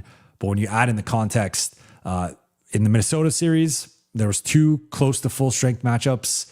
Lakers won both of them at home by double figures. Against Denver, there was really 1 close to full strength matchup. Lakers won that one in overtime. If you want to throw in the first Denver matchup or the one earlier in the month, you could say closer to full strength for both. They went 1-1. But I throw out the first matchup just because if Denver doesn't have Jokic, I'm not going to count that, just like I wouldn't count it if the Lakers didn't have Luka. It's like, I'm not counting that. So between the two, I think the 2 semi-full strength matchups with Denver both went into the clutch. Denver out executed them once. Denver could have won the second one as well, but Lakers could have won the first one, obviously. So they split that. Minnesota, Lakers controlled the first matchup and they controlled the most recent matchup. So I think Denver has the better player, best player between the two teams. I think they're overall a better team. They have a championship pedigree. I think this is the deepest team they've had since at least 2023, if not maybe the entirety of the Jokic era. They're finally getting healthy. I just think Denver's better than Minnesota. I mean, to your point, neither one of these is an easy team. I think both teams could beat the Lakers in round one. I think the Lakers could also beat both teams in round one, but I have much more confidence against Houston than I do against either one of these teams. But fortunately for the Lakers, it looks like Houston is becoming more likely. Jay, thank you for the super chat. I think a lot of our playoff success will come down to Smart hitting open shots. He's going to be the guy teams leave open. Could see 7 to 8 3-point attempts per game for him. 100% agree with you. Marcus's shooting is and the thing with Marcus is we know just based on his season, he's going to have, I would posit that in a 6 or 7 game series, he's going to have a couple games where he goes like 1 for 7 or 0 for 8, something in that range. Then he's also going to have a couple games where he goes 4 for 7 or 5 for 8 and is hitting, 60% of his threes. And then a little bit in the middle there where he's maybe like 3 for 8 or 2 for 6, whatever. But yeah, it's going to be Lakers fans' blood pressure and heart rate is going to be ebbing and flowing on every Marcus Smart 3-pointer. Because to your point, I mean, if you think about like crunch time, right? So the Lakers have the big three out there. They have DA or Jackson at the 5, and then they have Marcus as the 4th perimeter guy. The way this is going to go, to your point, is there's going to be scenarios in which there's doubles against Luka or Austin as the ball handlers, and then it's a 4-on-3. Marcus is going to be the guy they leave. There's going to be times they double Luka and LeBron in the post. Marcus is going to be the guy that they leave. And in general, it's going to be stick with Luka, stick with Austin, stick with LeBron, stick with the roller, stick with the big man. Don't let him get a dunk. Don't let him get a dump off pass. Don't let him get an offensive rebound. Marcus is the guy we have to leave. And since January, he's been shooting in the high 30s. So that's a dangerous proposition for a defense. But if you're asking me, do I leave Deandre Ayton or Jaxson Hayes open for a dunk? Or do I leave Luka, Austin, or LeBron open for a 3 or for a potential drive? Or do I leave Marcus Smart open for the 3? I'm leaving Marcus Smart open for the 3 every single time because I'm hoping that night is the 1 for 7, 0 for 8, 1 for 8 night. And if that's the case, Lakers are probably going to lose that game. If it's not the case, Lakers are probably going to win that game. So I'm with you. I think a lot of these games are going to come down to Marcus. Like I think about the San Antonio game. I mean, they lost that game, but they made that run in the fourth quarter, going small, switching everything, and Marcus just banging threes. And I think he went like 8 for 12 on threes that game. But if he went 1 for 9 or whatever, Lakers get blown out by 20 plus in that game. So it really is going to be one of the biggest X factors is, I mean, can Marcus stay healthy? Like they need him healthy. Can he withstand 35, 37, 38 minutes, which I think he will play in the playoffs. But also can he make 34, 35, 36, 38% of his threes? And for like playoff series are small sample sizes, right? It's a 7-game series. So every game, every quarter, like really matters. And Marcus shooting 33% versus 38%, 5% difference over a 7-game series could be a matter of 8 to 12 makes. Those 8 to 12 makes could be the difference in whether the Lakers win a series or not. So I'm with you. That might be I would say like the 2 big X factors from like there's 3 big X factors to the question earlier from who it was. I'm looking for this from Musel K 420. Like we know Luka's going to show up. We know LeBron's going to show up. I think my 3 big X factors for the Lakers going into the playoffs are going to be what version of Austin are they getting? Are they getting the regular season version this year, or are they getting first round last year Austin? How engaged is DA in doing the dirty work, playing the Clint Capella role, bought in on both sides of the floor, not just scoring and offensive rebounding, but are you defending and rotating and boxing out, etc.? And then also Marcus Smart and his shooting. I think those are the 3 X factors. Like Austin needs to play like an all-star. DA needs to be mentally engaged regardless of his touches. And Marcus needs to shoot well. If you get all 3 of those things, or at least 2 of those things, I think you definitely advance to the first round, and then you have a shot against San Antonio. If you get 1 of those 3 things or 0 of those 3 things, I think they could lose in round 1. Or I think if they advance, then I think they could get their butts kicked by San Antonio if they're not getting those things, right? So Austin needs to play like an all-star. DA needs to be engaged regardless of his touches, and Marcus needs to shoot well. You get those 3 things, I think they could play against just about anybody. Zach Wan, thank you for the super chat. Smart, Grimes, Claxton, M-Rob, Luke, Clay, D Sharp, Robert Williams. So I'm assuming this is like a off-season hope. I'm confused by the question, to be completely candid with you. I would say, so I don't think you're getting Grimes, Claxton, and Robinson. I think Claxton, you'd have to trade for. Robinson and Grimes you can sign, but Robinson and Grimes, I think combined are going to make around at least 30, if not on the high side, 40 million, on the low side, 30 million. So somewhere between a range of 30 to 40 million, collectively with those two, you only have 50 to 55 million in cap space. Then Claxton, you could just take him from Brooklyn into your cap space, but then that would eat into that. So let's just say optimistically, there's maybe a scenario in which you could do Grimes, Claxton, and Mitchell Robinson, but that's all your cap space, and you only then have minimum contracts and one exception, the room exception for a player. And so you lose LeBron, you lose Rui, and you would not be able to keep Luke and Smart unless Luke signs a minimum. Smart would get that exception. Luke would be a minimum player. I don't think you're getting Clay for the minimum. I don't think you're getting Sharp for the minimum. Maybe Robert Williams with his injury history and him wanting to be in a more competitive situation, you could get for the minimum. So I would say you could pull off like part of this plan, but I think the more I've said this before, but the more I look at the Lakers cap situation, I think it's going to be really difficult to keep Smart, Luke, and Rui. And Rui probably will cost the most or might cost the most of those 3. So Rui might be the guy who's expendable. Or if you are keeping Rui, I think you have to keep Smart. You cannot lose Smart. Smart's been their 4th best player, 4th most important player. You cannot lose Smart. So let's just assume they find a way to keep Smart. Either it's cap space or the exception. Now it's between Luke and Rui. I still think Rui's better, but Luke could make half as much, if not even less, than Rui. So like at that point, like, would you rather have Luke for 6 million, 7 million? Or would you rather have Rui for 15? I might prefer Luke for 6 or 7 than Rui for 15.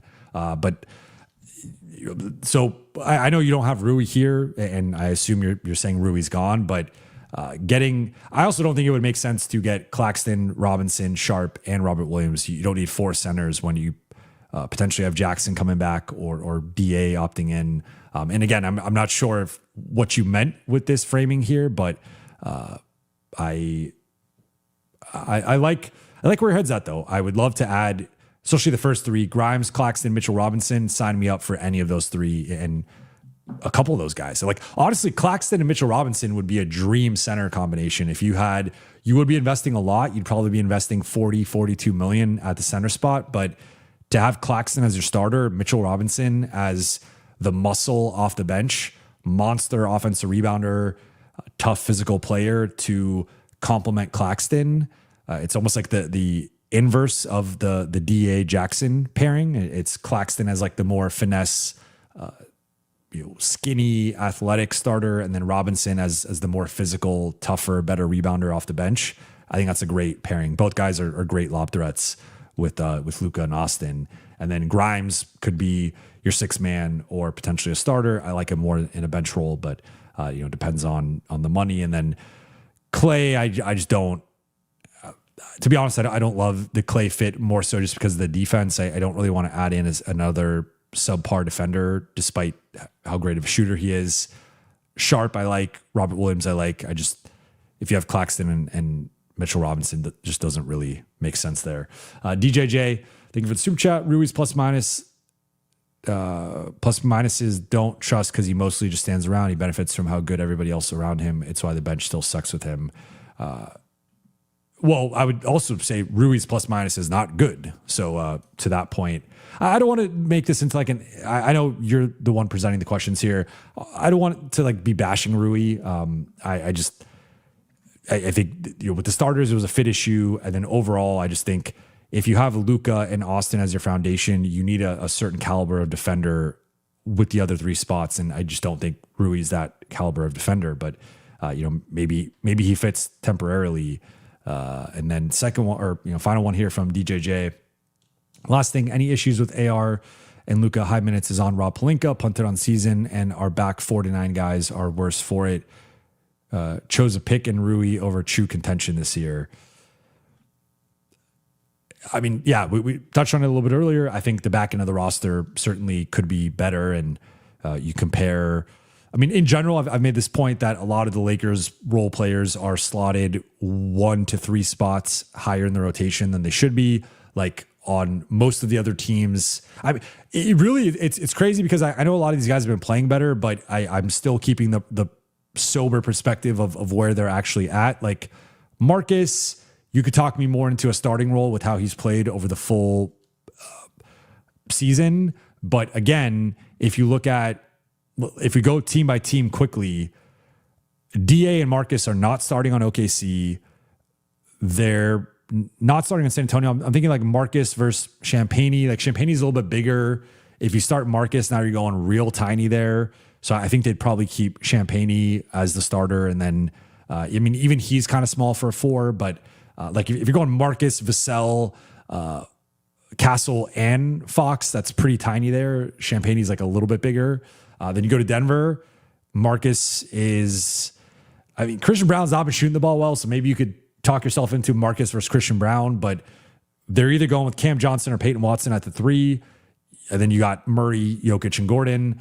Minnesota, I think DiVincenzo would probably start over him, although maybe that's slightly debatable. And then Houston, I guess it's like him versus Tari Eason, but I think with the size and with the way, like, I don't know, maybe like, but point being, like, Marcus is the one guy you could talk yourself into in some of these situations. Starting, not DA. DA is not starting on Houston. He's not starting on Minnesota. He's not starting on Denver, San Antonio, or OKC. So point being is, like, the Lakers have 3 guys who would start, they got the big 3. Then they got a 4th guy who's like a borderline starter on most of the other West teams. And then everybody else is a bench player. So if we're looking at like the top end of the supporting cast, all those guys are slot. Like Rui was a starter at one point. Marcus has obviously been starting. DA has been the starter. Those guys should all be bench players, ideally.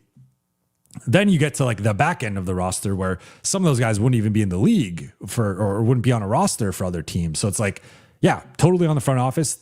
Need to do a better job next year building the roster.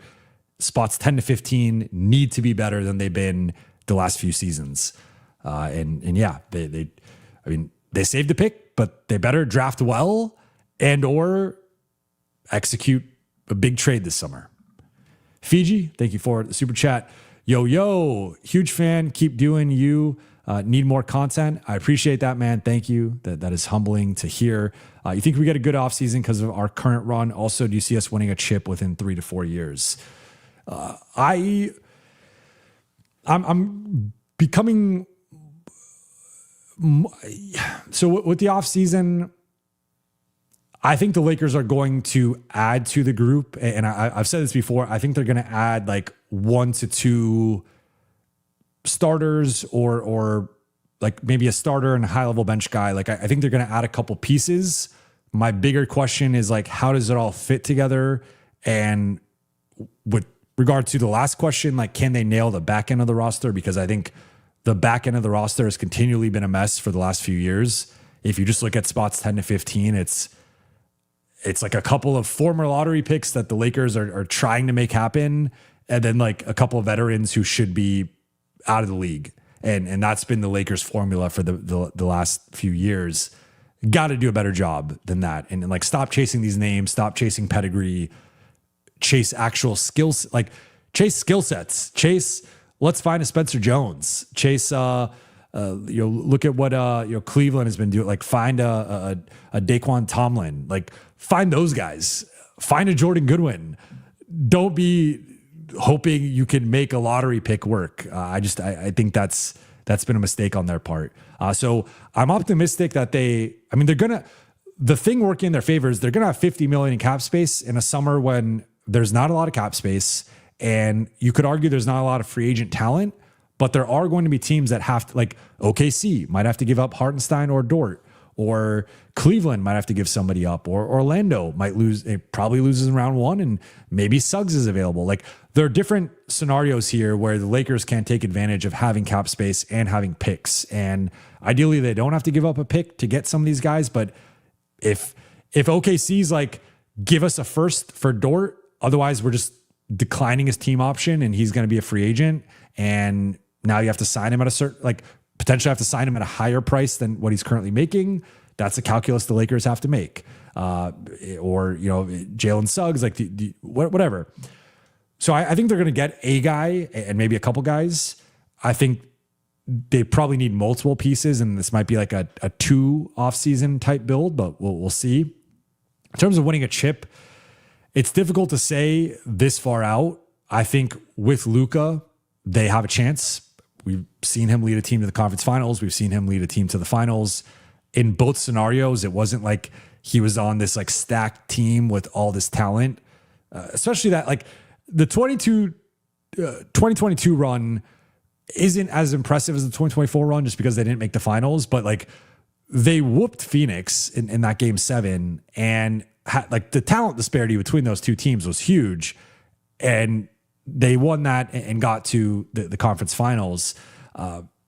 So I think with Luka, and assuming they keep Austin, and then they could add, I don't even want to get into like the Giannis stuff or whatnot, but like maybe they add Giannis or they add another high level, couple players. Like I could see it. So I by default, I'm going to be a little bit more conservative and say like it's tough to. The only team I would probably bet on winning a title in the next 4 years would be OKC. I think they're probably going to win it this year, but if they don't, they'll be in the mix next year. And like San Antonio's if we're doing like future power rankings, I think OKC and San Antonio are 1 and 2 in some order. You could maybe even argue San Antonio ahead of OKC, but for like spot 3 over the next 2 years, you could throw the Lakers in there with Luka and Austin.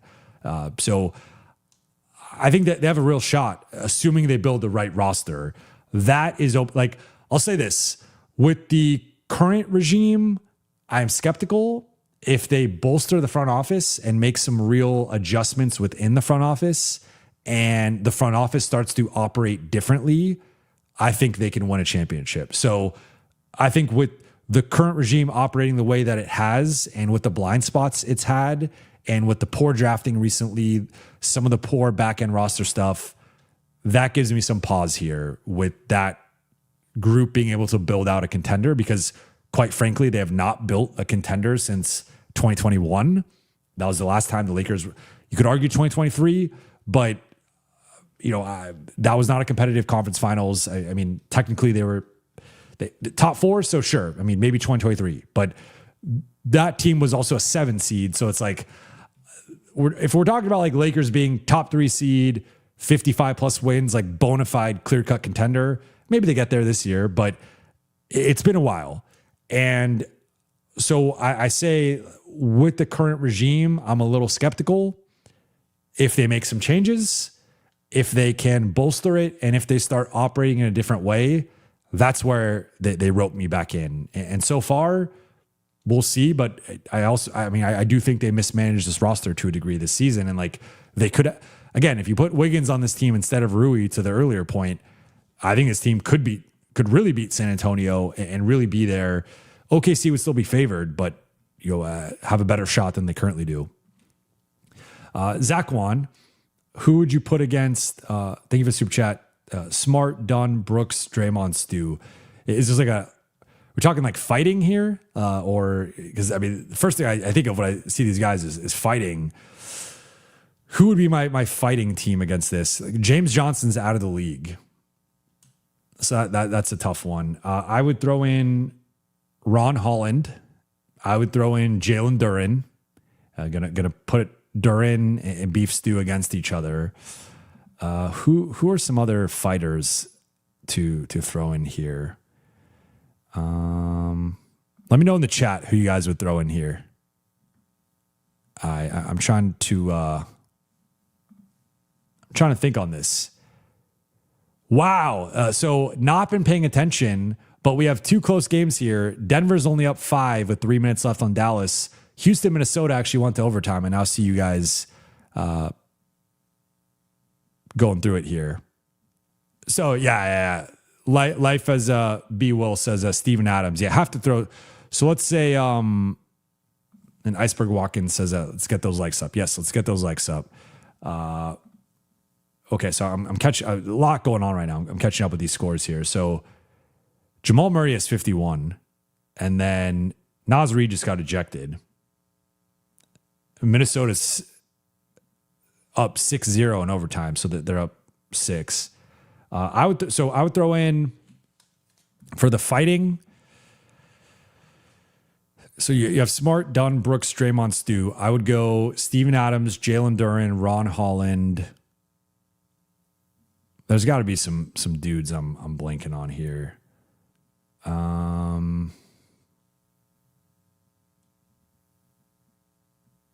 Trying to think of Pistons players, honestly. Who else is who are the best fighters in the NBA?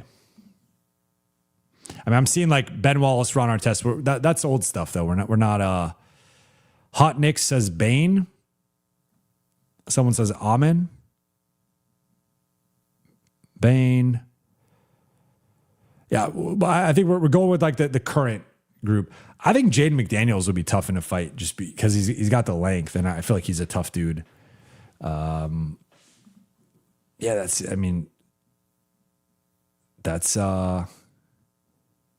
Davion Mitchell. I feel like would low key be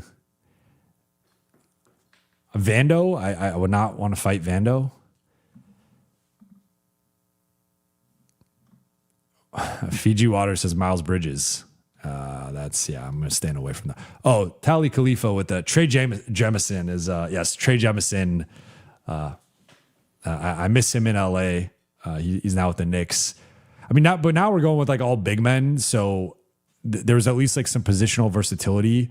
I'm taking this question very seriously right now. From a guard perspective, I mean, I think TJ McConnell and Colin Gillespie are not two dudes I'd want to fight. I think those guys would. I think you'd have to kill TJ McConnell and Colin Gillespie to get those guys in a fight.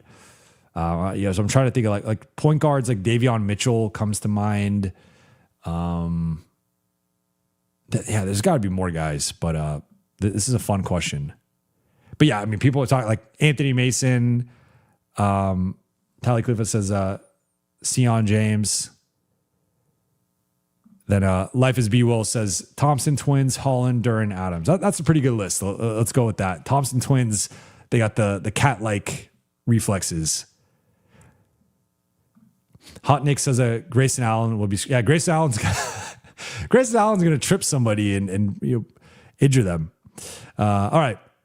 A couple more super chats. Then I'm going to wrap at the 2-hour mark. Kristen Lee, thank you for the super chat. Jason Gallagher, Mind the Game producer, did a 3.5-minute overview on Luka MVP on Pacers broadcast.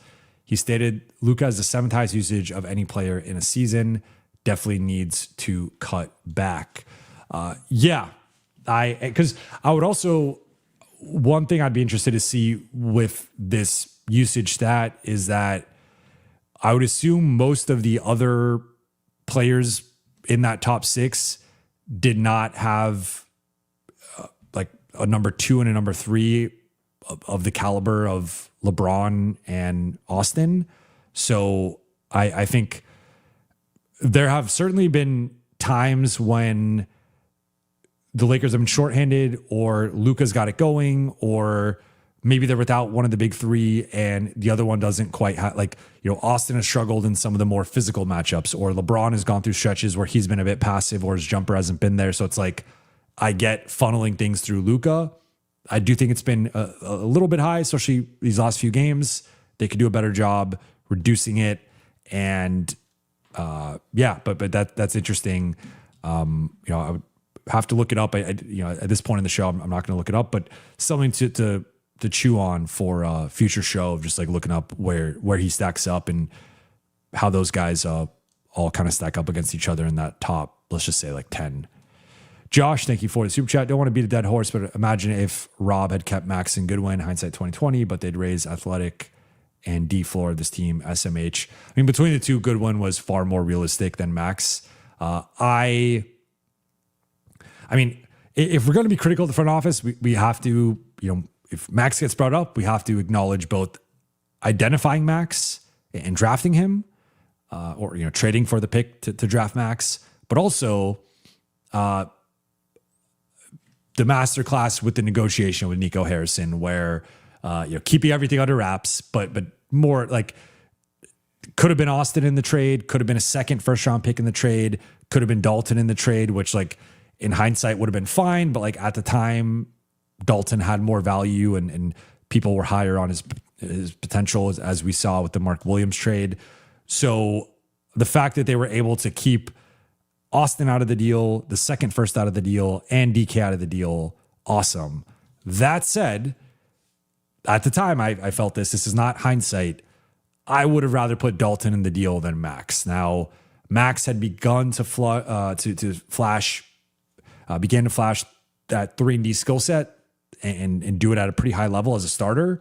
So I could understand why Dallas would prefer Max over DK, but I think I would have even rather thrown in like a protected first and Dalton than Max. I'm really high on Max. I know Dallas fans are falling in and out of love with him every other month. Like he's been kind of up and down there, especially offensively. But Max is, if we're looking at realistic guys who could fit next to Austin and Luka that aren't Jaden McDaniels or Tamani Kamara, like you can find some like high level all defense guys. But if we're looking at guys on a more realistic contract that are more realistic to fit next to Austin and Luka, Max is on the short list of like best potential fits of good catch and shoot guy, good backcourt defender, can guard either backcourt spot. Like that's the type of guy you would want and can guard up in a pinch. Like that's the type of guy you would want next to Austin and Luka. So it's unfortunate they lost him, but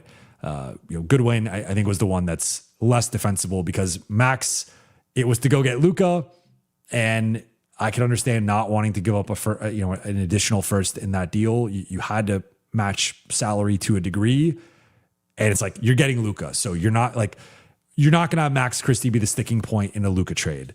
But Goodwin, you didn't need to give up on. Goodwin, you could have kept, and that's unfortunate. All right, a couple more minutes here.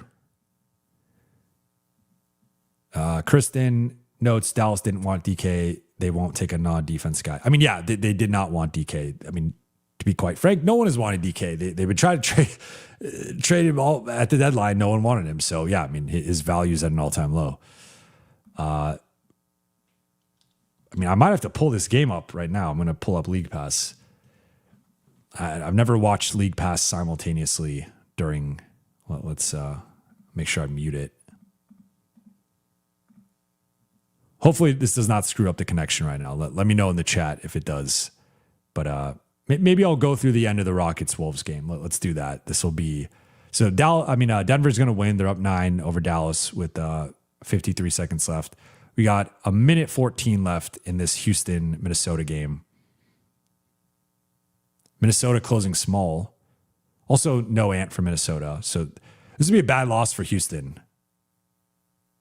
Wow.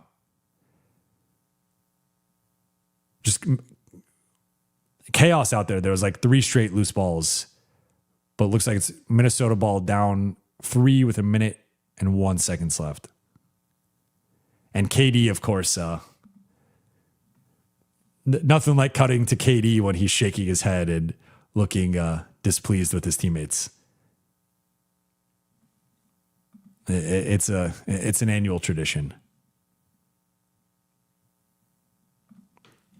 G. Isobar says, center you should go after is Ware. Tremendous upside, low salary, needs out of Miami. Bring back AR, Braun, sign Watson or Wiggins. If opts out, M-Rob, Smart, Luke, Sandro. I mean, you don't need to sell me on Ware. I'm high on Ware. I think Miami values him at a certain level. Oh, huge three from Dante DiVincenzo. We are tied with 55 seconds left. But I would love to add Ware. I think that the price would be, I think it would cost you a first. I don't think you're getting him for less than a first. And then AR, Braun, Watson, or Wiggins. I would sign up for all that. I think doing that, though, I don't think you're getting Luke or Sandro. So I think those two would be the guy. I think you could keep Smart, but then you don't have the money for Luke or Sandro unless they're both minimum guys, which I think both of those guys are better than minimum guys. All right, Houston missed. Bones Highland dribbling against. I think is that Jaxson Tate?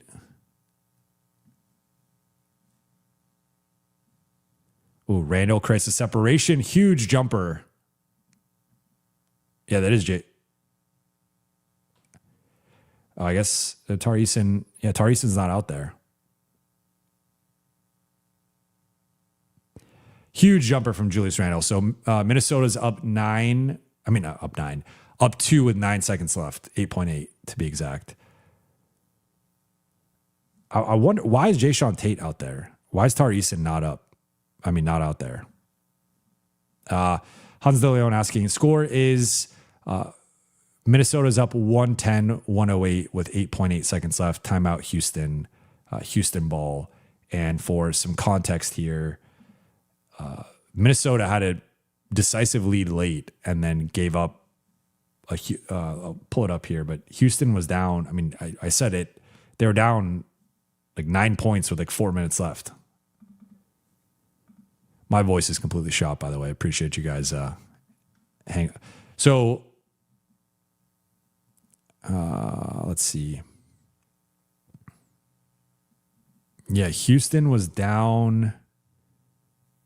Oh, wait, this is going backwards. Houston was down 11 with 3:47 left. They cut it to 9. There was a flagrant on Julius Randle got a flagrant. Then it ended up being a 3-point possession. No, sorry, a 4-point possession. And then, yeah, Minnesota choked down the stretch. Houston regained the lead, and then they ended up going into overtime. Then Houston got an overtime lead, scored the first 6 points. Here we go. Final possession. KD drives, fouled by Julius.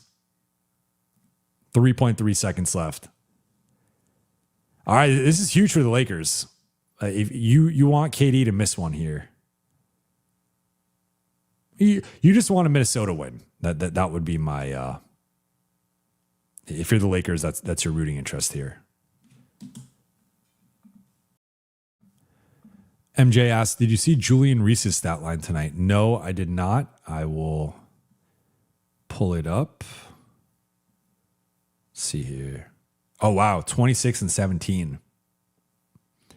Julian Reese, brother of Angel Reese, playing on the Wizards, 26 points, 17 rebounds, a steal and a block, 12 or 16 shooting. Beast stat line. KD missed the first one. So looking good. Well, I already saw he missed the second one. Tried to pull an Austin Reeves. Ooh, out of bounds. And Houston ball. Wow. Lakers goated. Who guards Randall on the Lakers? This is actually where Rui, I think, has utility. I like Rui on Randall, but I think with the starters, it's got to be LeBron or Luka. You put Marcus on. Ooh. Oh. Wow. Minnesota gets the stop. Minnesota wins. Huge for the Lakers. Terrence Shannon Jr. with a huge deflection there. Houston choked. No Ant. Naz Reid, I believe, got ejected. Huge win for the Timberwolves there. So Minnesota now moves up a game and a half over Houston. They are, I believe, I'm double checking this, but I just checked it yesterday. Pretty sure they're tied. Yeah, Houston won the first game in the season series by 5. Then now this was the second game. Minnesota won. So season series is tied 1-1, but Minnesota now moves a game and a half over Houston. So that also puts that's the bracket of death over there, where it's like Denver and Minnesota in round 1, and then whoever wins plays OKC. Like those 3 teams are going to beat up on each other if that's the 1-4-5. Then Lakers. I mean, Houston's going to beat up the Lakers. But Lakers will win that series. It's just that's going to be a physically taxing series. But yeah, I really like that for the Lakers. So huge win for Minnesota, huge loss for Houston, and great outcome for LA, where Houston is now a game and a half behind Minnesota with 8 games left for Houston. Looking like Lakers will be playing the Rockets, but still plenty of time left. Jay notes Denver being the 4 or 5 with LA at 3 is best case scenario. Think Denver gives OKC problems more than any other team. Real upset potential there. You agree? Yes. I think San Antonio is a wild card here in the sense of we just don't know what they're going to look like in a playoff setting. I think they're going to adjust well, and I think that's going, like, to me, they're a very serious team where there's not a lot of like extracurricular stuff that you have to worry about with their core or like they're just a professional team that shows up every single night. So San Antonio has given OKC the biggest run for their money in the regular season, but Denver, they just played a couple times. Both games went down to the final possession or final couple possessions. Denver took them to 7 last postseason. So yeah, between Denver and San Antonio, I think those are the 2 teams that have played OKC the best over the last like 12 months. But yeah, I would say like starting with the playoffs, because obviously the Lakers had played them well down the stretch of the regular season. But from like the playoffs on, those have been, I think, the 2 best West teams against OKC. So yeah, putting Denver, and Denver's going to get beat up by Minnesota. Like that's been a tough matchup for them. They've played better against them this season, but that'll be, I think, a 6 or 7 game series. And then, Denver gets, or whoever wins, but I think Denver would win, gets the joy of playing OKC in round 2. But that'd be hell of a second round series. And yeah, for LA, you could argue that I've argued that Denver might have the second highest ceiling in the West. So you could argue that you're putting Denver and OKC on the other side of the bracket. San Antonio is no picnic, and I think they would be favored, and justifiably so, over the Lakers. But I think the Lakers having the Houston San Antonio path is better than the other side of the bracket. As Life is B-Well notes, Denver's got to beat the Wolves first. Exactly. I believe, though, I think they're 3-1 against them this season, if I'm not mistaken. Looking at it quickly, 2-0, 3-0, and then did they only play 3 times? 3-1. So yeah, they're 3-1 against Minnesota, but Minnesota knocked them out round 2 in 2024. So in 7. So yeah, I think that'd be a fun series. That's probably the best first round series is Minnesota, Denver round 1. Yeah, I think that's box office. Omaris asks, Spurs can't catch OKC for the first seed, so we got to pump the brakes. Could be OKC in round 2 for the Lakers. That would not be great, but they got to play them at some point, right? All right. Jay says, outside of SAS was talking about potential 4-5 seeds. Think Denver has best chance. It's best for LA if they're somehow able to make it to Western Conference Finals. Much rather go against Denver. Yeah, if Denver could somehow beat OKC, that would be great for the Lakers. But than Omar says. We don't have clarity yet on Fred VanVleet. Even if he comes back, though, I think it's so late in the season that I just think that's a really tough ask for anybody. And then you also factor in, just to be honest, he's 5'11", and throwing that, like, that's a huge target for Luka and LeBron in the post mismatch basketball. Like, I think that offensively, of course, like the best version of Fred VanVleet will help the Rockets offense and give them a floor general. But I also think conversely, looking at the defensive side of the floor, part of the Rockets' strength is like they can go with a bunch of wings, switch everything. We saw that at times in the LA Houston matchups. You throw out a 5'11" point guard. Yes, he's a bulldog. He's a fire hydrant, not the easiest guy to attack or post up from like a strength perspective, but Luka and LeBron can both turn and shoot over him in a way that I think would be problematic for Houston's defense. So I think it helps the offense and it hurts the defense, similar to what we talked about when like Şengün returned, which we saw helped Houston's offense. That was more of an offensive matchup, but then the defensive end, you're able to target him in the pick and roll. If you have VanVleet, and like it's kind of similar to New York in a way where if you have, let's say your closing lineup, if you're Houston, is VanVleet, Thompson, Durant, Smith, and Şengün, the head of the snake there, especially with the pick and roll, you could attack VanVleet and Şengün, similar to New York. That's kind of their problem. You could attack Brunson and Cat. You don't attack the wings, you attack the center and the point guard. And if you have both a problematic center and point guard, that allows some entry points into your defense. So that's something Houston would have to navigate.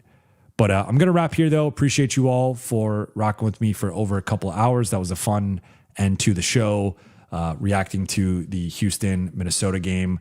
Huge outcome for the Lakers here with Houston losing. I think that is clearly the team they should want to play in round one. And they got to take care of business and lock up the 3 seed. But if it works out, 3-6 LA Houston, I think that's a great outcome for the Lakers. But shout out to the chat. Shout out to the Late Night Gang. For those watching on YouTube, please be sure to hit that subscribe button, turn on channel notifications, and like and comment on this video. For those listening on Apple Podcasts, Spotify, or your podcast platform of choice, please be sure to follow, download, and leave a 5-star review. I'll be back tomorrow with Lakers Collective at 11 a.m. Pacific time. I will talk to you all then. Again, shout out to the chat. Shout out to the Late Night Gang.